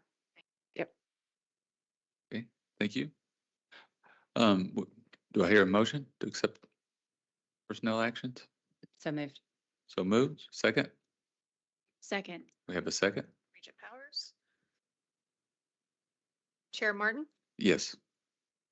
Vice Chair Hamilton, Yes. Secretary Whitten, Yes. Regent Cox, Yes. Regent Hall, Yes. Regent Higdon, Yes. Regent Powers, Yes. Regent Rabinowitz, Yes. Regent Schaus, Yes. Regent Stevens, Yes. Regent Sutherland. Yes. Motion passes. Okay, thank you. And before you get started on the next agenda item, the update on compression, one of the things that I'd like to say that Dr. Quarles and I have been talking about is us developing a 3-year plan to address the compression recommendations by the Huron project. So that is something that's on our radar as of now, right? Absolutely. So I just wanted to remind the board that we did make that commitment. Since I've been around, this makes a third different compensation review that we've had. And we did promise that we would act upon this one. So we have started putting some teeth to this. Correct. So just wanted to make sure we. Yep. And so what you'll see on the screen is actually kind of where we have been and where we are headed in terms of the most immediate future as it relates to compression. So I'm happy to announce that finally we have signed a contract with a compensation software platform, which will allow us with that implementation to really get into the details of the data, right? So where are our employees falling as it relates to years of service, compared to where their salary is within the pay band, those sorts of things. So we will have access to that data to really be able to get in and do the analysis of what do we need to do and how are we going to go about doing that. We've had conversations amongst with the presidents. I met just recently with Todd Kilburn, our CFO, to kind of talk through some money pieces and what some options are. We don't want to get too far away from, though, I will say, we have done this compensation study. We have done the market research. We have benchmarked positions. We do need to make sure that what we do compression wise going forward, that we continue to look at that data and the market and make our decisions based upon that. That doesn't mean, because I know years of service is a big deal for everyone, that does not mean that that's not a component or a piece of that, but not necessarily solely the only thing that compression would be based upon. But so the goal then is, so in the spring, there's groups of us that are meeting in teams to be able to look at that data, to come up with a recommendation for you all and for the presidents as to what do we do first, and that first implementation phase would be July 1. Regent Whitten. So this is continued based off of the Huron and the length in the band and the penetration and all of the Correct. things that the Huron report uncovered for us. And so then it's really just us plugging in that set into and getting the data back out. Exactly. And it's things like too, we have to make decisions as an organization. So there's the data piece of how do your positions benchmark, right, against the market. But then there are things like, do we want to put in there a performance indicator, right? So if employees perform at a higher level, do we weight that and put weight to that then would ultimately alter, what that compa ratio looks like for them. So those are decisions that we will have to make over the course of this spring of what, in addition to just the market data, are we going to consider as part of compression? And that will be basically Dr. Quarles, your cabinet, and will that be just your office and Dr. Quarles, or who will kind of be making those determining factors? So within the HR space, there is a group of individuals of the HR leadership from across the colleges that are part of a compensation team. Right. So that group is kind of initially tasked with looking at things. Todd Kilburn and I are having to work in tandem because there's money tied, obviously, to anything that we do. And then we take and come up with ideas and recommendations, and those go through the president's leadership team and through the cabinet of Dr. Quarles. And from there, it comes here to you all. And so I noticed, like everyone else, the July 25 timeline. So by then, we hope to have the software in place. We have that new spring plan put in there. And then so Chair Martin, you were talking about a 3-year plan. So can we kind of maybe discuss that further? What's that going to look like? Are we talking 3 years until our employees begin to get relief, or? No, it will get started. It'll be a phase. It'll take probably 3 years to get everybody taken care of. Gotcha. The priority, they'll have to decide on what kind of priority, but at least we have something in place where, hopefully in our June board meeting, we will approve it and it will get started in July. So And just to add on to that, is that when you say 3 years, that's where we feel like we would have addressed it. Okay. To the fullest extent that we can. I mean, whenever we starts talking about this, it's immediately a discussion about finances, about what we can afford. And so just a reminder, we've asked the presidents to be prepared for up to a 3% salary adjustment for each fiscal year. And so there should be an ability, perhaps as soon as June, for us to implement something based off real dollars that would address the compression issue. But we would love to have your input. Which value sets should be endorsed? Is it obviously seniority will play a big role in this, but there could be other factors, and that's where we would really need your input. And we're talking about like a phase. Will we get some kind of new phase timeline for that? Ideally by year 3, we want to be here. So, and you, like you said, you've asked the presidents already to allot that money. So. We would like for it to be done within 3 years. Right, I know. That's going to be our plan. But we want to send a clear message, especially for those faculty and staff that may be watching, is that we care, that we want to move forward. We don't want there to be a delay, and that we're preparing on the financial side the best that we can, given all the constraints that a budget has put in there, that we want to make sure that compression, that we remind folks that that is a top priority. I have a question in reference to the work groups.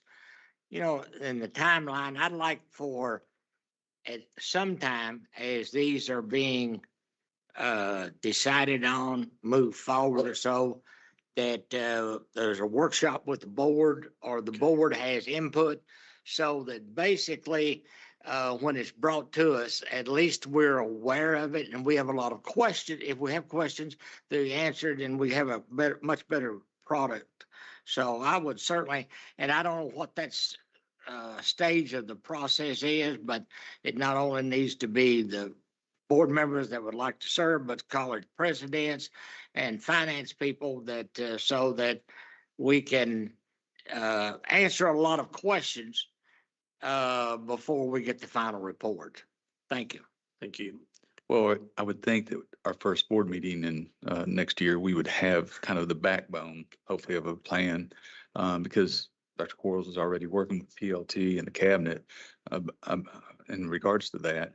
And then also with our, as Dr. Quarles was talking about at the start of our meeting, our numbers are up, our students is up, which is going to help us financially as well. So with that, hopefully we can have a 3-year plan in place. So Thank you. go ahead. Thanks. Okay. We are really ahead of schedule. So what we're going to do is we are going to ask Dr. Neal if he will do his presentation on increased learner success, ratifying the KCTCS colleges candidates for credentials. Good afternoon, everyone. Good afternoon. I'll be asking one of our staff members to join us here in just a minute to cover a topic that we'll discuss. Go ahead and go to the next one, Keith. Please, thank you. So today we've got one action item that we'll be requesting, and I'll start off with that one, then we'll give you some updates on a few different items. At each board meeting, we celebrate student success, which is always one of the most enjoyable things that we do, as evidenced by them completing classes culminating in credentials. And if you'll go on to the next slide, please. And in your board materials is a fairly lengthy document of all the credentials that have been earned since July 13th, 2024, up to through September 27th. And as you can see on the next slide, if you will, you can see the unduplicated and duplicated numbers there. So with this update, or with this request, we are asking that the board ratify the credentials of completion. So moved. Second. I was reading, sorry. Yeah. Okay, we have a motion. Second. Okay. Call for a vote. Yes. Vice Chair Hamilton, Yeah. Secretary Whitten, Yes, and congratulations. Mhm. Regent Cox, Yes, and likewise. Regent Hall, Yes. Regent Higdon, Yes. Regent Powers, Yes. Regent Rabinowitz, Yes. Regent Schaus, Yes. Regent Stevens, Yes. Regent Sutherland. Yes. Motion passes. Okay. Thank you. Thank you. As an information item, also at each board meeting, we will bring you information on new credentials coming online at our colleges. And today, next slide, as to give everybody just a quick background of our stackable credential framework. Inside particularly our Associate of Applied Science degrees, we have many certificates that can culminate collectively into a diploma or the full-blown degree program. And then in our Associate of Arts and Associate of Sciences, they are typically just a straight degree program. But this particular information item, next please, is going to highlight 5 credentials that we were just going to bring you up to speed on, but to help you understand the process. It's actually a very in-depth process. And if you have questions about the process, we can talk you through that process. When each college who keeps their own inventory of credentials, certificates, diplomas, and degrees to meet their local demand, the local industry demand, we go through annually and other periodic times throughout the year, looking at the program offerings that we have. What's on the books? Is that program or that certificate still needed? Does it need to be suspended because it's no longer in need by local industries? Or are there some new credentials that we need to bring on board because industry has changed, industry has advanced, new companies have come to the region. And so we can both add credentials and we can take away credentials. At the last board meeting, both at the September and then the upcoming March board meeting, that's when we tell you of those that we have suspended or sunsetted.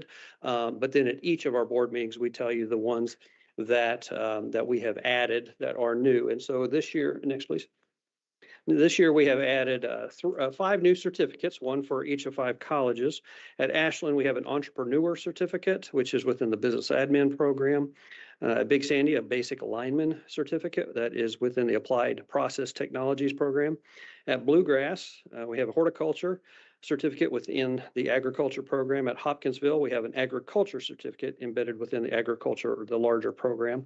And at Jefferson Community Technical College, we have a medical interpreter, which is part of the medical information technology program. So just wanted to share those highlights and excited about bringing on those new offerings.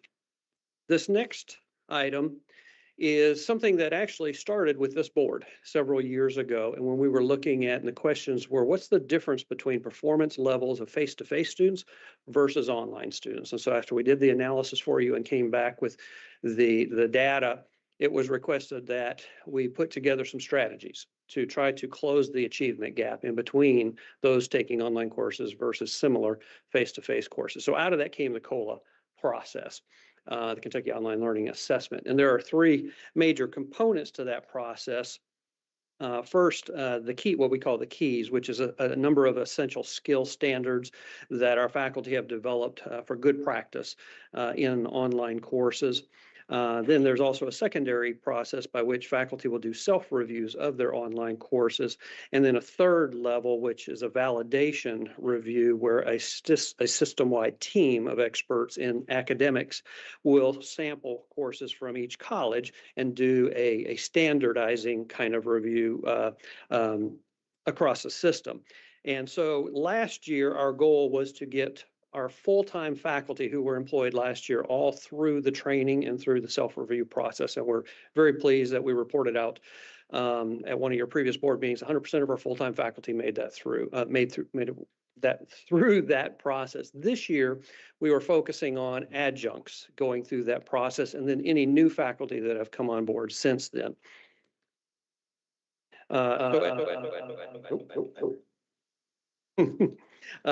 So going forward, you'll see that we're doing those validations. If you go to the next slide, I think that has our percentages of completion for, well, no, it doesn't. I'll just read the completion off. So we're actually pretty excited about our adjuncts going through the first phase, which is the keys training.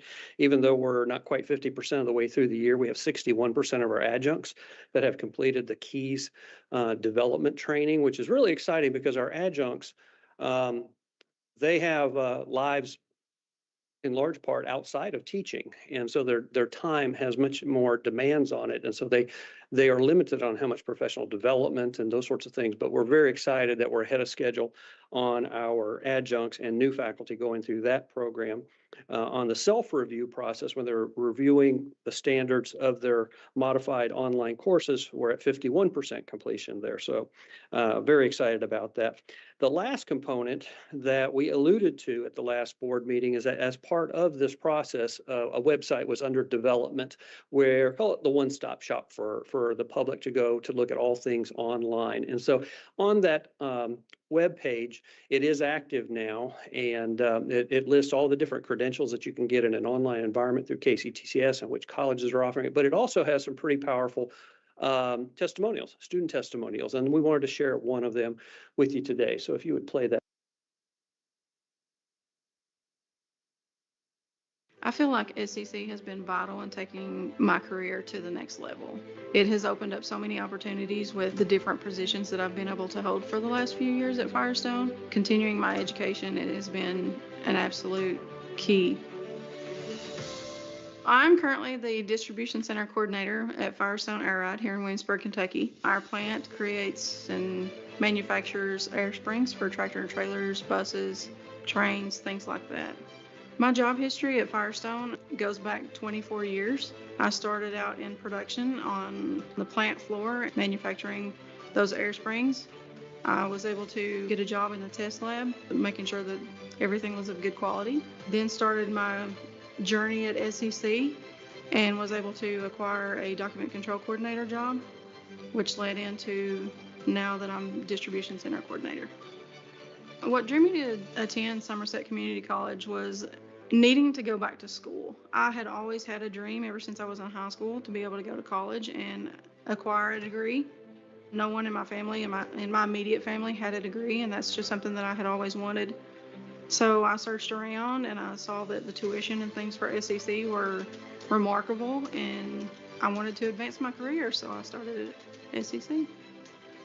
The online program was appealing to me because I knew that I could work around my work schedule. You know, I'm a full-time mom, I'm a full-time employee, so I knew that I needed something that I could manipulate the schedule and make sure that I got the work done how I needed to and when I needed to. And the cost being low was also a huge input for me. After graduating SCC, I did transfer to a 4-year school where I'm working towards getting my bachelor's in business administration. One piece of advice I would give anyone that was thinking about taking online classes at SCC is do it. It is absolutely worth it.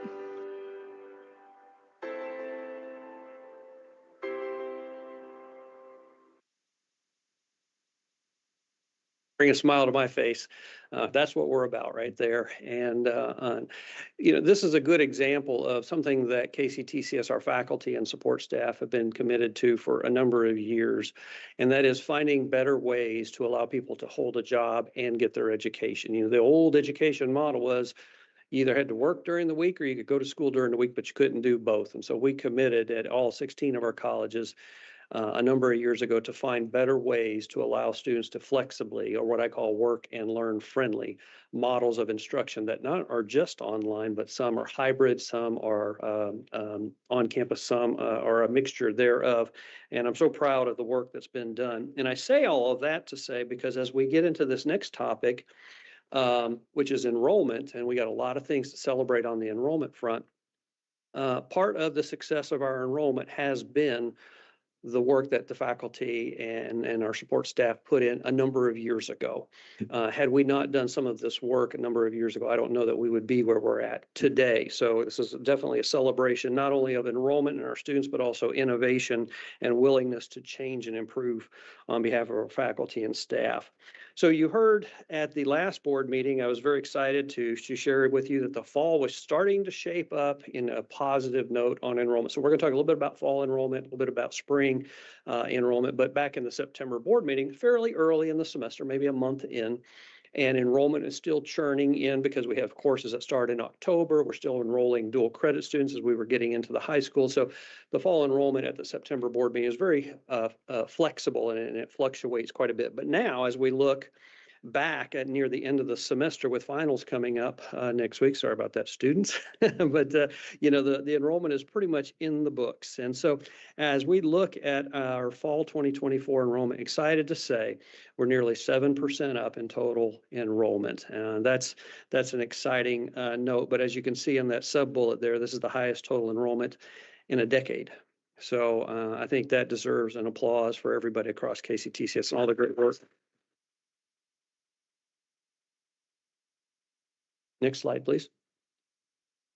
You can see a breakdown that of a variety of different subgroups of our enrollment from high school to new students to KCTCS, which is always exciting to see that our new students are growing in number. Returning students are growing. It is just good news on many, many fronts. Next slide, please. You can see that very strong enrollment and good patterns across the system. So excited for the future of our students in our colleges. Next slide, please. Again, just a breakdown of the major different types of students, both the credential seeking in the blue, the high school dual credit students in the goldenrod, and then other, which is typically where we're going out and working with industry and training in classes or classers for industry, or we're having visiting students and they're all taking these classes for credit. They would show up in this gray category. As you might imagine, back in fall 2020 when COVID hit, we had to pull back significantly on the types of numbers of courses that we taught in industry because of social distancing and those sorts of things. So we're trying to rebuild those numbers.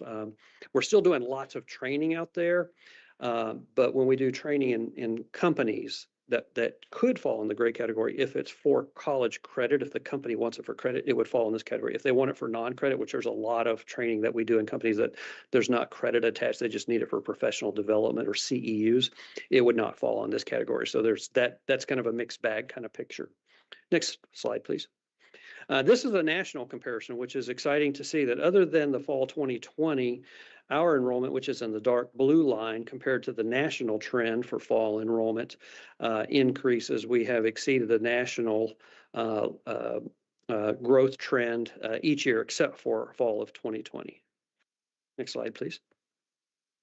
And here you can see as we do a week-to-week head count tracking throughout the semester.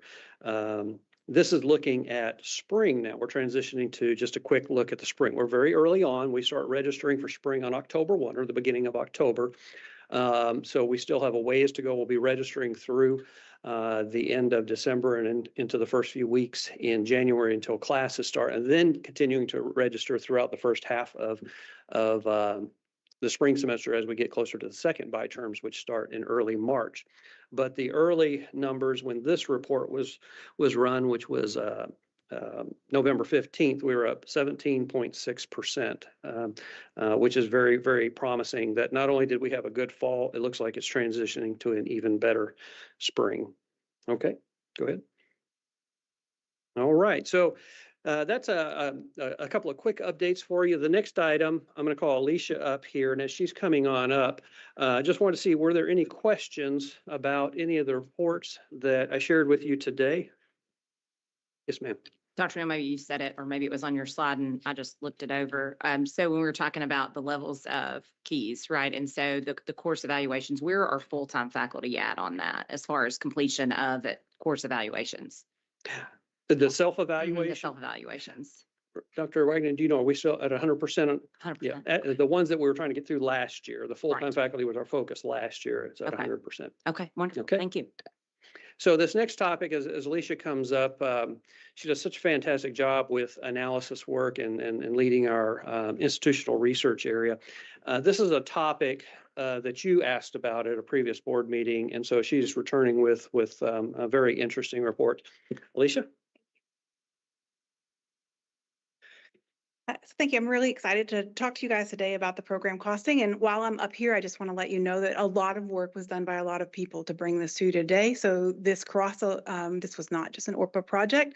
So I want to give kudos to our IT department, to our HR department, to our finance folks, as well as to marketing who put together these slides today. Next slide. So when we talk about program costing, I want to be clear about what we're talking about in this first pass at this.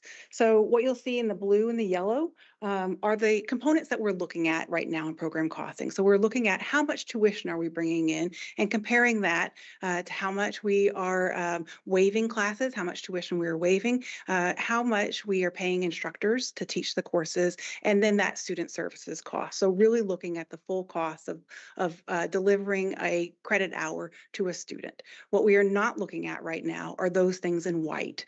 So we are not looking at our other sources of income, so that state and grant revenue. We're not looking at fees and charges.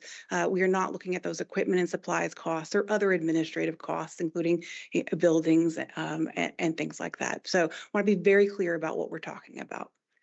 So next slide.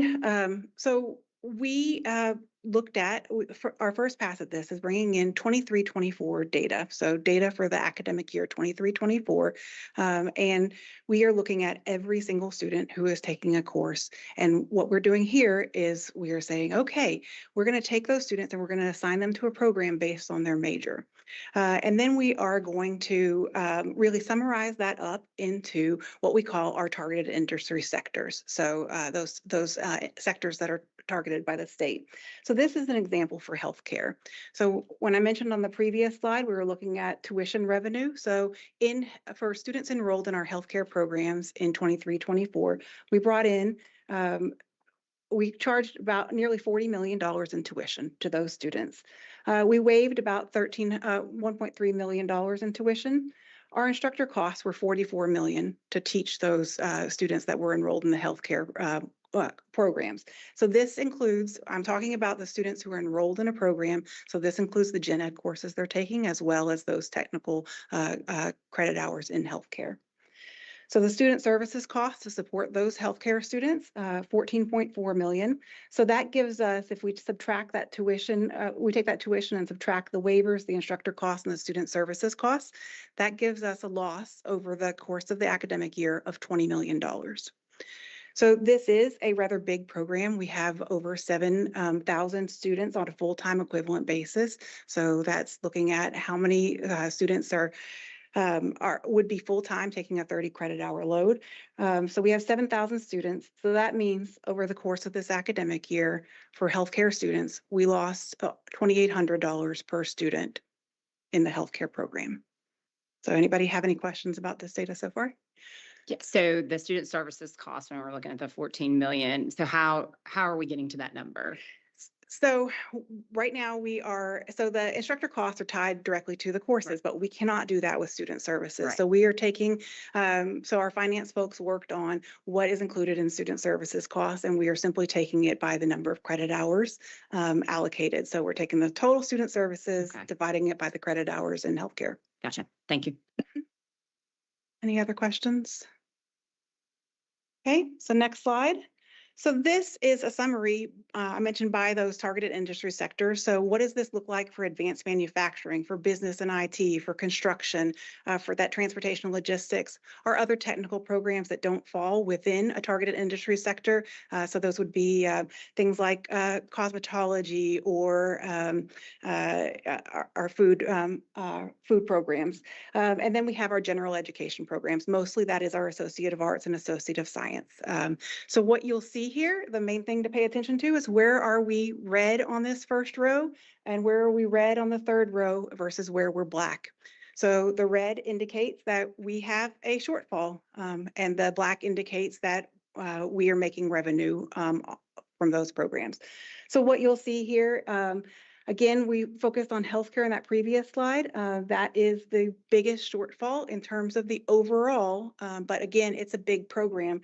So when you look down at this net cost per FTE, again, our full-time equivalent student, you'll see that the healthcare, we lose about that, again, that $2,800 per full-time equivalent student. But that's not too dissimilar to transportation and logistics. It's just that transportation and logistics is a much smaller program. So I wanted to bring you both those overall costs as well as those per FTE costs. So this is looking at one academic year. What are we doing next? So one of the things that we know that happens is students change majors, or we have people go into selective admissions programs who may start out in an Associate of Arts or Associate of Science program. The next thing that we really want to do is bring in that multiple years of data and look at our graduates throughout their whole course of their KCTCS journey. How are we doing across that time to bring in, they may switch majors, to bring in what their total cost and the total tuition revenue that we bring in for every student. So in addition, you saw on that first slide that I had, we had some gaps that we have to address in terms of our data. So one of the next steps is our business folks will look at some of those other costs that we need to consider, such as the administrative costs. So I have a question for our board. Is any of this surprising to you? Yeah. Well, I think we've always heard that Gen Ed pays for our technical, and this is further proof of it. So definitely. We've been talking a lot about as we go to the next level of partnerships, and we just had a side conversation about increasing the need of us to expand in allied health. And, when we talk with, say, hospitals, Regent Cox, that this is a perfect opportunity for us to address some of the cost issues with partnerships that are focused on workforce outcomes. And so that's really where my head's at on this. We can use this data to help justify why a partnership would be meaningful for a company or business that's going to employ our graduates, and they can make an investment.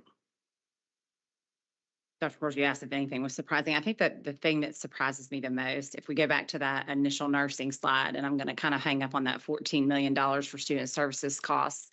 And we look at that's, of course, the breakdown for 7,000 students. And we think, are they successful, right? Are they achieving the goal? I mean, are we spending $14 million for them to be successful? And how successful are they being? That's the next question, right? In my mind. So, because that seems like, right. And just to know that, how many of our students, we know we have a lot of very successful students across the system, but what's happening to the ones that are not, right? And why are they not being successful? So. Has there been any consideration to weighting the student service costs differently? I know that's very difficult, and I actually applaud your method there. I think that's actually wise to divide the number of credit hours simply by the total expenditure, but it stands to reason that some of these programs are obviously consuming more student services than others. So thank you. Yes, so we have had those conversations, and so that's something under consideration, but obviously that's very difficult to do. So we didn't go there in this first pass, but definitely.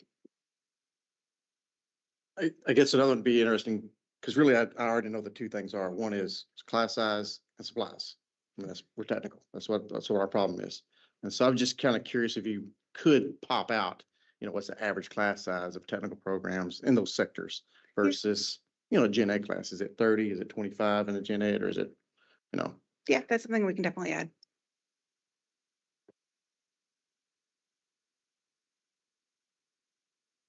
I think we could get some good traction with approaching our community partners to help, especially with healthcare and probably advanced manufacturing. And that would also help us with our compression, working on compression. So, one of the observations that I never know if I'm on or off. I agree with all this, and I think there's great opportunity there.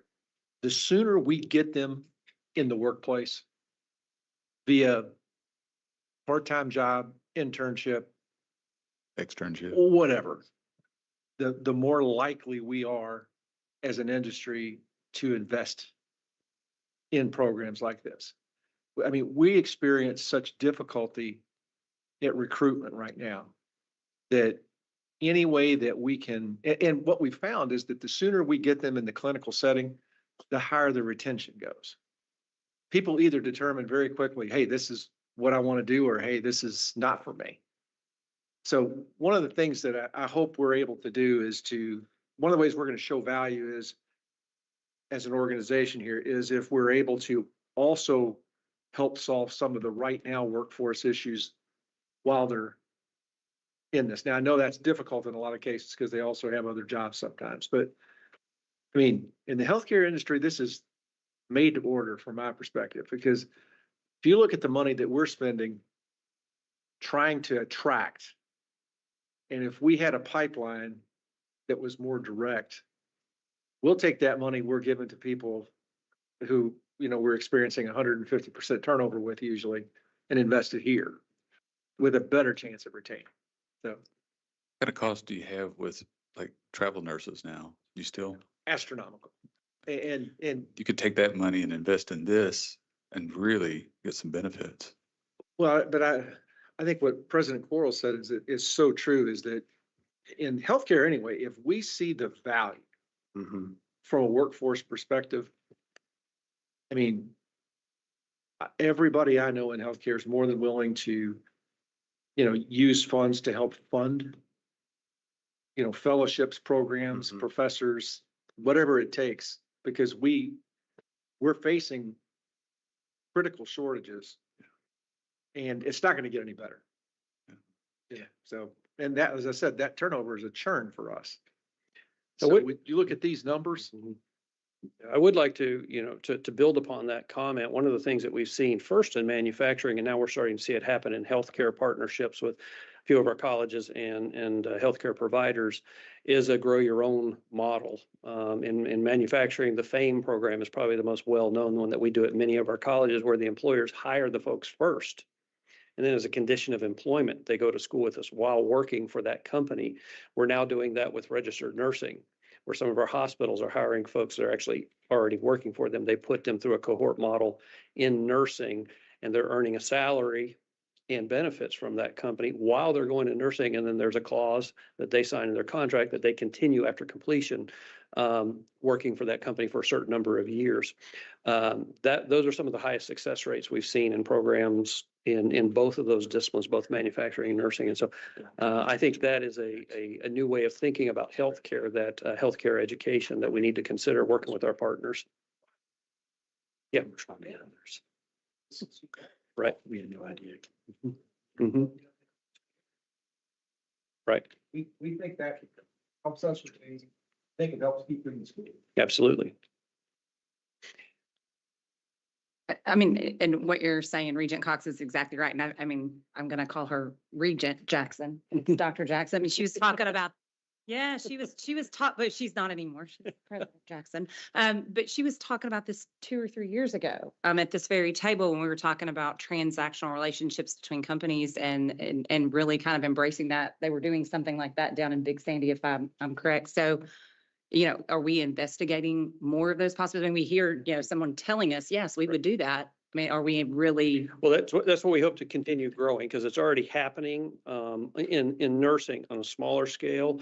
Part of it is, I think the healthcare institution has to be of a certain size in order to invest in enough employees like that. Because in this example that I'm giving you, these employees are actually working for the hospital while they're going through the nursing program. They were working for them from the beginning, and the hospital is paying them while they're going through the nursing program. But the completion rates are extremely high, just like we saw in the FAME models in manufacturing, because the company's committed to them, the employees committed to the company. The success rates go up because of what's riding on that relationship. As you said, seniority rises, the company is building that relationship from the get-go, not after graduation. And it's a very powerful model. Another question, the FAME program, is that still active on all 16 colleges?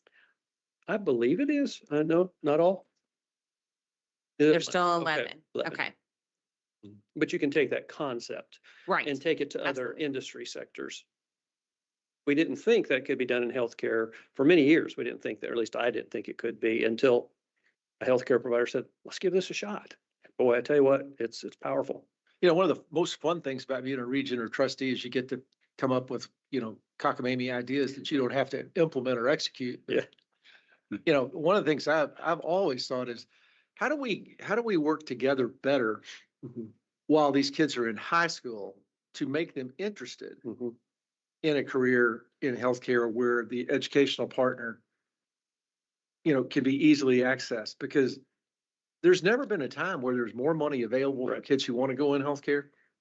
I mean, if you have a child who wants to go into healthcare, doesn't really matter how much you make. There's a way for them to go virtually for free. Well, I'll tell you, the exciting thing happening on the dual credit front along Yeah. that line is it used to be the traditional historical way is that a student would graduate high school, they'd come to college, they take their prereq courses and apply to get into a nursing program. And that prereq series would take about a year to complete. And then you wait to see if you got in at the end of the first year. And if you did, then you start nursing the second year and complete the third year and you graduate. So it's a 3-year process. Now, because of all the dual credit that we're doing and the coordination of that dual credit, those kids are taking those prereq courses in high school and applying for nursing before they graduate high school. And then they can start the nursing program if they're accepted their freshman year in college. And so it really takes a year. They're still completing all the same courses, but it's expediting the process. And that's very exciting. Mhm.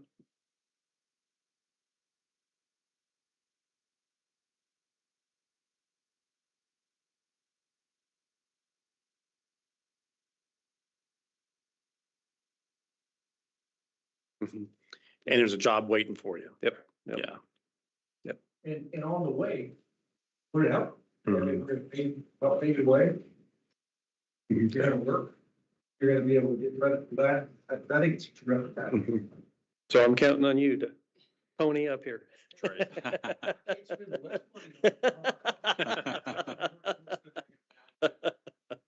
We'll make it work. So- That's, oh, go ahead. From the manufacturing side, we've been doing this for a while. Mhm. And so if you need any help or Yeah. guidance, because we've got folks that are in high schools, we've got pathways. We want some more pathways, Dr. Quarles, get fix KDE. And then we can do some of that stuff. So we've been doing this for a while. So if y'all need any guidance whatsoever, we'd be happy to help you guys out. We've been doing it for a while.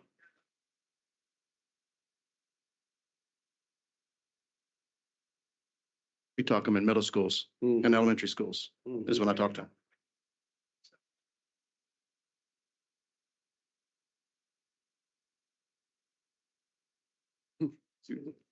Yeah, we got fun things for to do. We have them working on robots in middle school and coming up through high schools and getting inside about advanced manufacturing and so we do blue oval. Things like that. And this is going to sound like a stupid question. I feel like I should actually know the answer to it. Are the ATCs in our regions, and maybe this is a question more for the president group. I mean, are they actually hurting us? I know that they do get college credit, right? But I know it's a year long. And so when they're in high school, I mean, are these ACTCs, are they actually hurting our future programs, right? Future students, we could retain those students. I know, I mean, is anything really being done to like focus our attention on getting those ATC students into our doors, completing in 1 year and getting a job? Mhm. I think there is, and I'd be happy to ask the presidents to come up to the microphone and give you some examples. But I do think, I know there are activities where we're working with them. At the ATCs, the dual credit being taught by ATC faculty is different depending on the faculty, whether or not the faculty is credentialed or not to teach dual credit, and whether the curriculum, like in the automotive, we've had problems with automotive technology over the years, their curriculum aligning with our curriculum, even if the faculty was credentialed. So there's a few nuances there, but I know that we are in those ATCs, the CTCs, the LabX, all the time working with those folks to try to get as many of those students to transition over, earn dual credit and the like. Dr. Figueroa? So, and again, the discovery of our student pathways team and looking at dual credit and the challenges of dual credit just reaffirmed things that we've been looking at for the last 5 or 10 years, that there's not enough alignment around career and technical education between the schools, the K through 12s, and what we do in the community colleges. In Northern Kentucky, we did a study with our Workforce Investment Board that demonstrated that only 22% of the CTE from high school actually aligned well to what we were doing. We also have the fact that the ATCs may or may not be associated with the school, may or may not have independent structures for educating and doing everything else. So that's why the recommendations that we're focused on is getting KDE, KCTCS, CPE, everybody in the room to look at how we align it and do it in statute.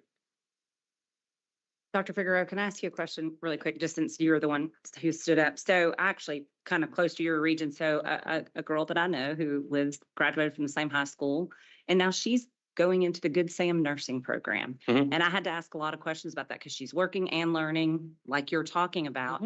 What are we missing? And how are programs like that hurting your institution? Or are they hurting your nursing program, or no? No, I mean, I think there's more than enough to say grace over. And one of the things, that Phil's been looking at is just kind of not just KCTCS's contribution to nursing, but the baccalaureates and the privates, how all that's working. One of the things that, especially with allied health and nursing, we need to pay attention to is the fact that Kentucky is still exporting nurses. And as long as that's in place, it doesn't matter what we do. So all of our organizations, Galen, et cetera, I mean, we're all pumping out stuff. Challenge is they're not necessarily landing with workforce skills. They're not necessarily landing into organizations that understand that they are just getting started. One of the challenges, I know my son, and he worked in IT for a while, and he said his big great frustration with IT companies was that they had expectations for new hires that they have 3 years of experience, but they only wanted to pay them the entry level. So this is really the conversation for the entire state, both the privates and the publics, to come together and say, what kind of workforce environment are we trying to develop? Because if we don't get this aligned, we're going to have all these one-offs and all of this destructive competition rather than the constructive competition that we could have.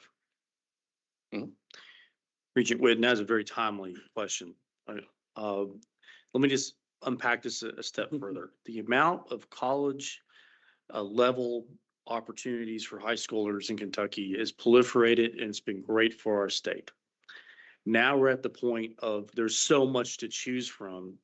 It's becoming an advising issue in K-12. So I'm going to ask Dr. Neal to unpack this a little bit for us. But so we have ATCs, CTCs, then you have the publics, including us, the privates offering dual credit. And then you have 171 K-12 school districts, which each theoretically could have a different approach towards dual credit. Our high school counselors are already overwhelmed. We know that. And we came up with an example.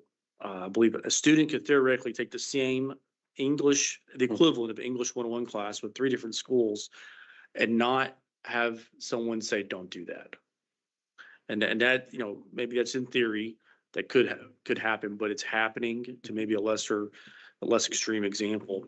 But that's where the SJR presentation is, where we've got to get that snowball off the ledge and let it and start having a statewide conversation about who's actually going to be coordinating this better. It's in our best interest to advise those students with our resources, but as you know, we're stressed already.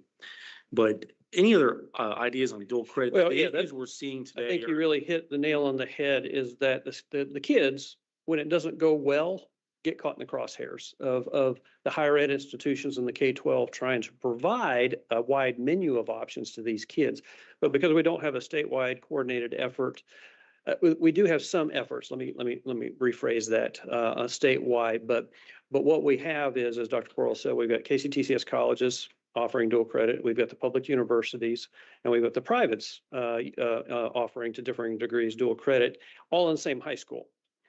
Different course numbering between the 3 of them. Now, the 16 community colleges, we all have the same common course number, but the universities don't, and they're not the same as ours, and certainly the privates aren't.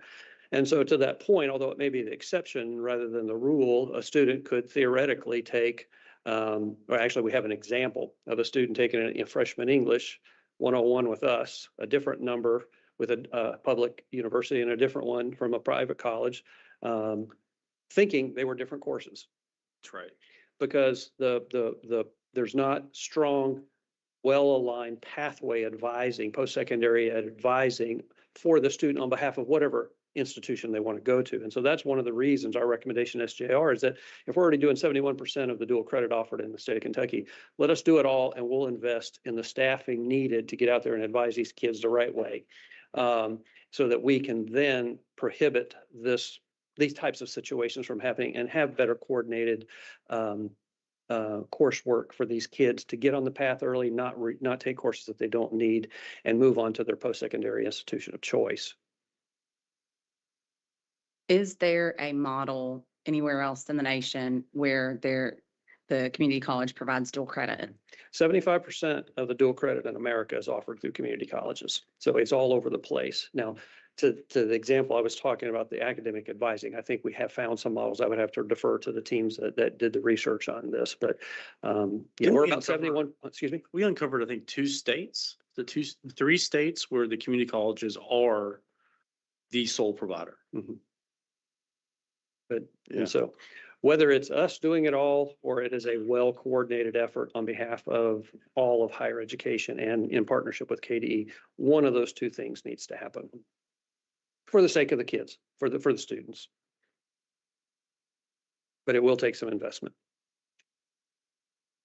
If there's no more questions, that's the end of the learner success report.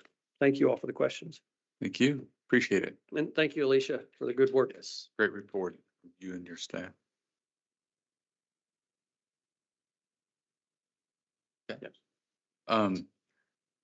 Next item we want to go to, and then we'll take a little break after that, is increase organization success. We'll ask our CFO, Todd Kilburn, to present this agenda item.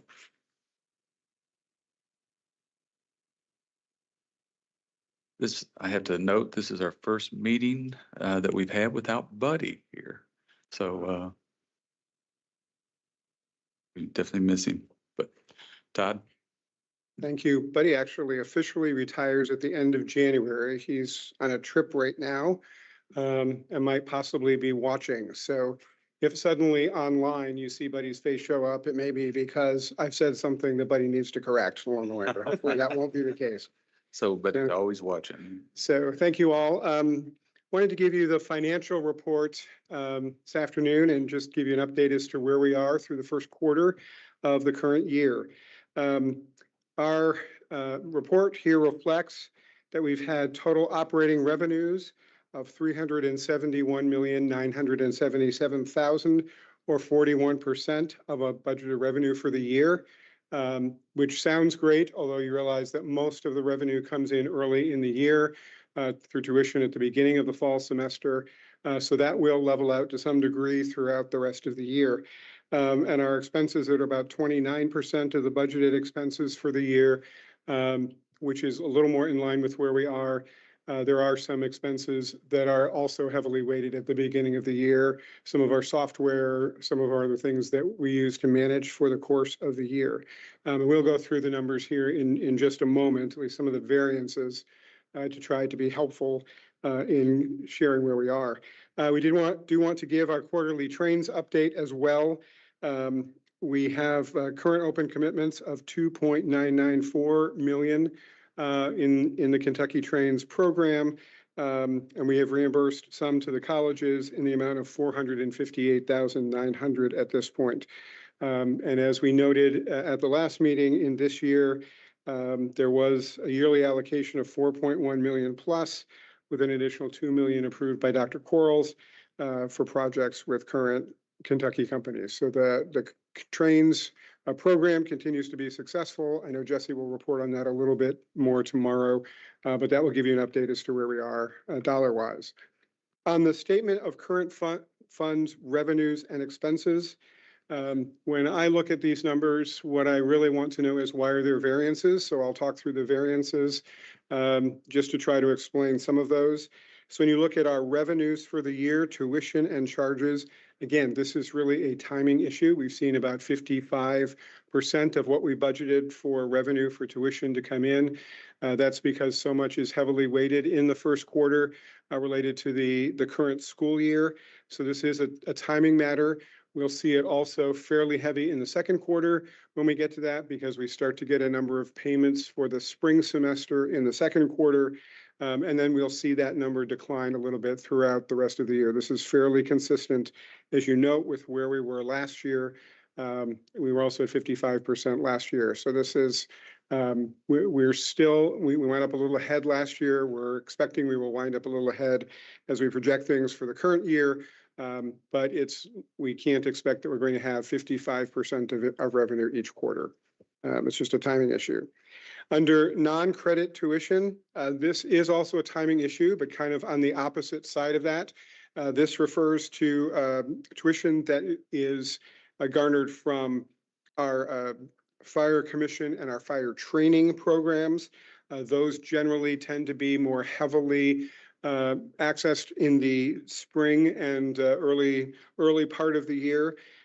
Again, you will notice last year we were at 18% at this point, and we did wind up fairly close to where we were budgetarily at that point. So the reason you see it lower this time of the year, is that we just have not realized that yet.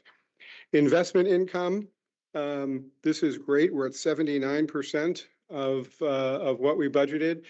Some of that's because of wise investing and a good market. It's also because we've seen some good fundraising things. We've been able to invest a few more dollars in there. But that is reflected in the investment income. And then sales and services refers to some of those contracts that I mentioned that we pay for at the beginning of the year for student services. Annual bills usually due somewhere at the beginning of the year. So we pay for a number of those things up front, and then we will see that level off throughout the year.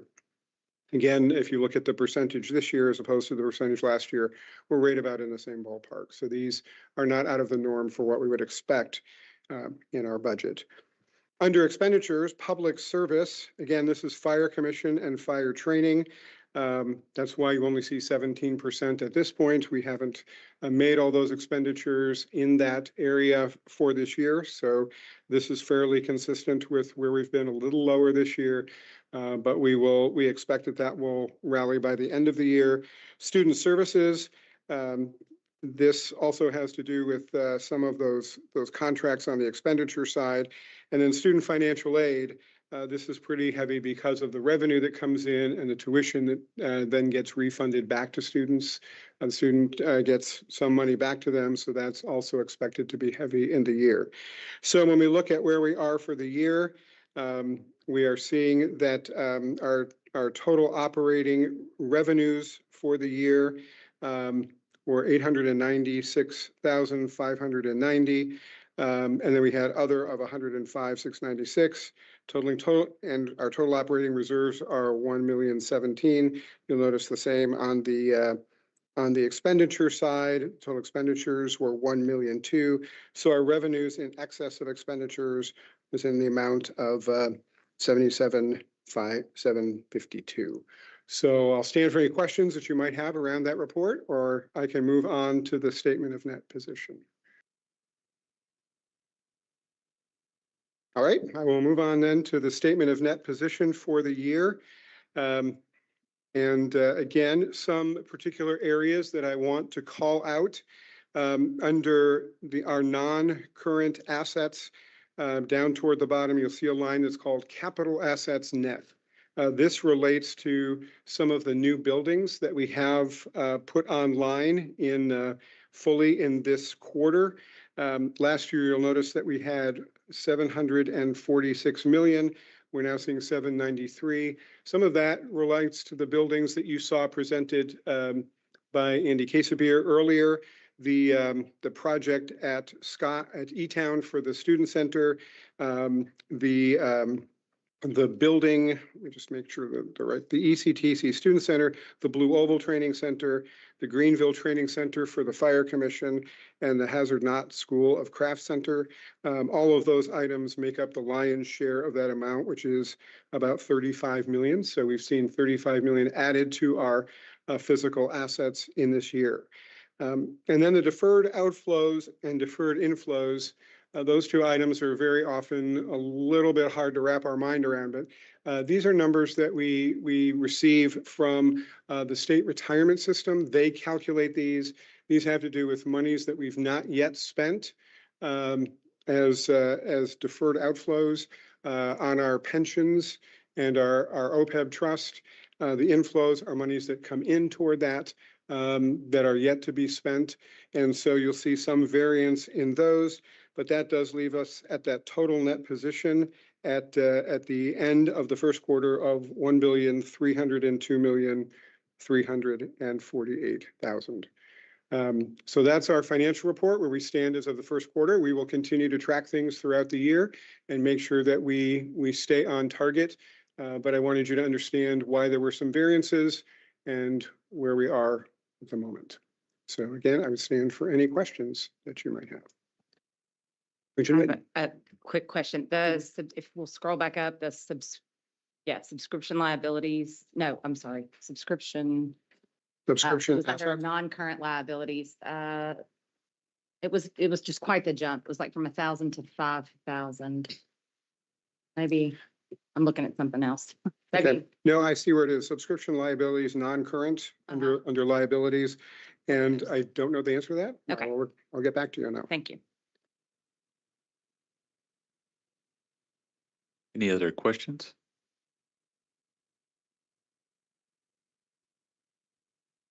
You must Okay. have done a really good job, Todd. All right, because Nobody's asking any You questions. know, I thought you'd sped through everything else just so you could hear the financial report today. So, And we didn't see any intermissions from Buddy either, so. yeah, okay, well, that's Yeah. good.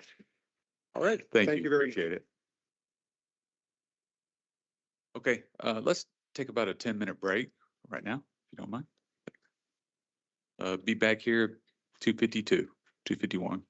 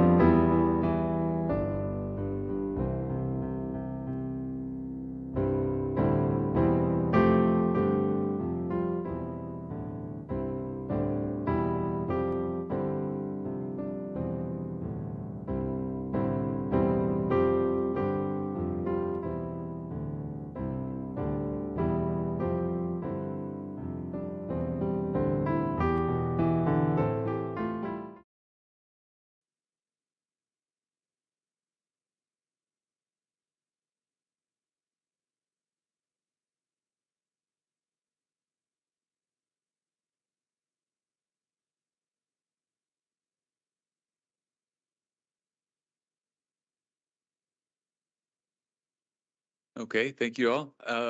We have a news flash that Buddy has actually been watching and he has already answered your question. Between the time I left the podium and the time I got back over there, Buddy had responded to say that the item on there were represented annual subscriptions that are due in the future. So Buddy was watching, but he didn't show up on the screen. But Buddy is always present, which makes me both encouraged and Thank almost you, scared. Buddy. Thanks, buddy. Yeah, thank you, Buddy. Thank you, Buddy. And Buddy, Todd's doing a fine job. Okay.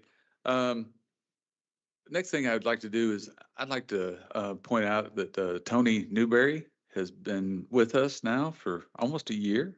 And this is his last board meeting he's going to be attending with us. And we really want to recognize you for all the help that you've given us over this last year.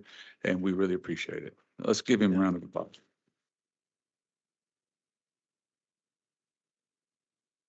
We, last night we did a little presentation of Dr. Newberry for his service as senior advisor. I just want to say now publicly that I sincerely appreciate you being a second set of eyeballs for me.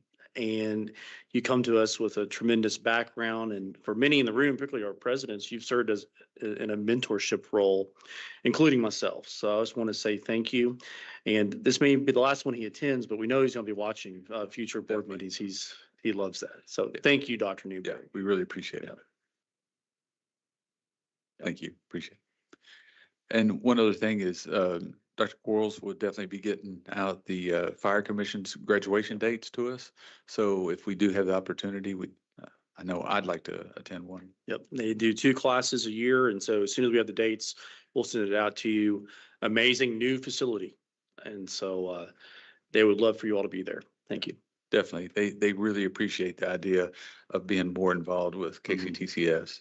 They've showed that. So, okay, the next agenda item is the open comment period. It's been our practice, the board allows for special comment, public comments. Shannon, has anyone signed up? Okay. Okay, then. So we will go, is there a motion and a second to move into executive session? So moved. Second. Second? Southern. Parliamentarian Young? Chair Martin, Yes. Vice Chair Hamilton, Yes. Secretary Whitten, Yes. Regent Cox, Yes. Regent Hall, Yes. Regent Higdon, Yes. Regent Powers, Yes. Regent Rabinowitz, Yes. Regent Schaus, Yes. Regent Stevens, Yes. Regent Sutherland. Yes. The motion passes. Okay, thank you. We will be moving into executive session.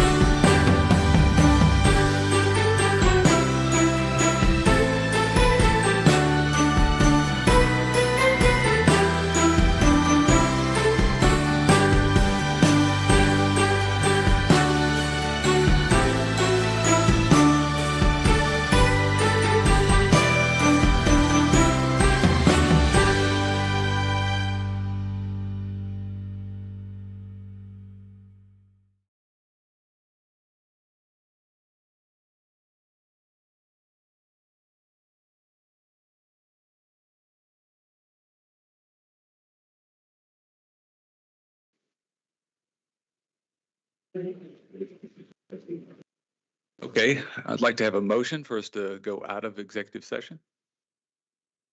Second. Second. Vote, parliamentary. Chair Martin, Yes. Vice Chair Hamilton. Secretary Witten, Yes.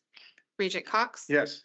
Regent Hall, Yes. Regent Higdon, Yes. Regent Powers, Yes. Regent Rabinowitz, Yes. Regent Schaus, Yes. Regent Stevens. Yes. Regent Sutherland. Yes. Okay, the motion passes. Okay, thank you.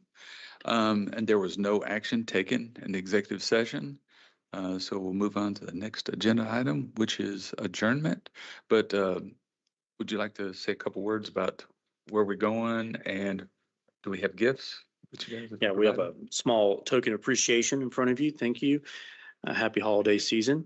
For tonight, for those who'd like to join us, we'll be at the Woodford Inn, which is just behind the courthouse. Doors open at 5 o'clock. And we'll reconvene tomorrow at 9 a.m. Okay, and just a FYI, since we were so efficient and effective today, we will probably be leaving early tomorrow. We won't make it to 12 because we've covered a lot of the stuff today that we were going Is to it- have. Any transportation, or we just all get there the best way we can? If you need a ride, let me know. They come by and get me. Yes, cool. Yeah, doors open at 5 and food will be ready by 5:15. So see y'all there at 5 o'clock. Get you out of here early. That concludes our agenda items for today. With that, I'll ask for a motion to adjourn until tomorrow morning at 9 a.m. So moved. Okay. Second. Yes.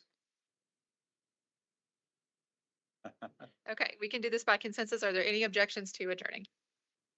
Okay, we are adjourned. Thank you all. Have a good evening. Thank you all.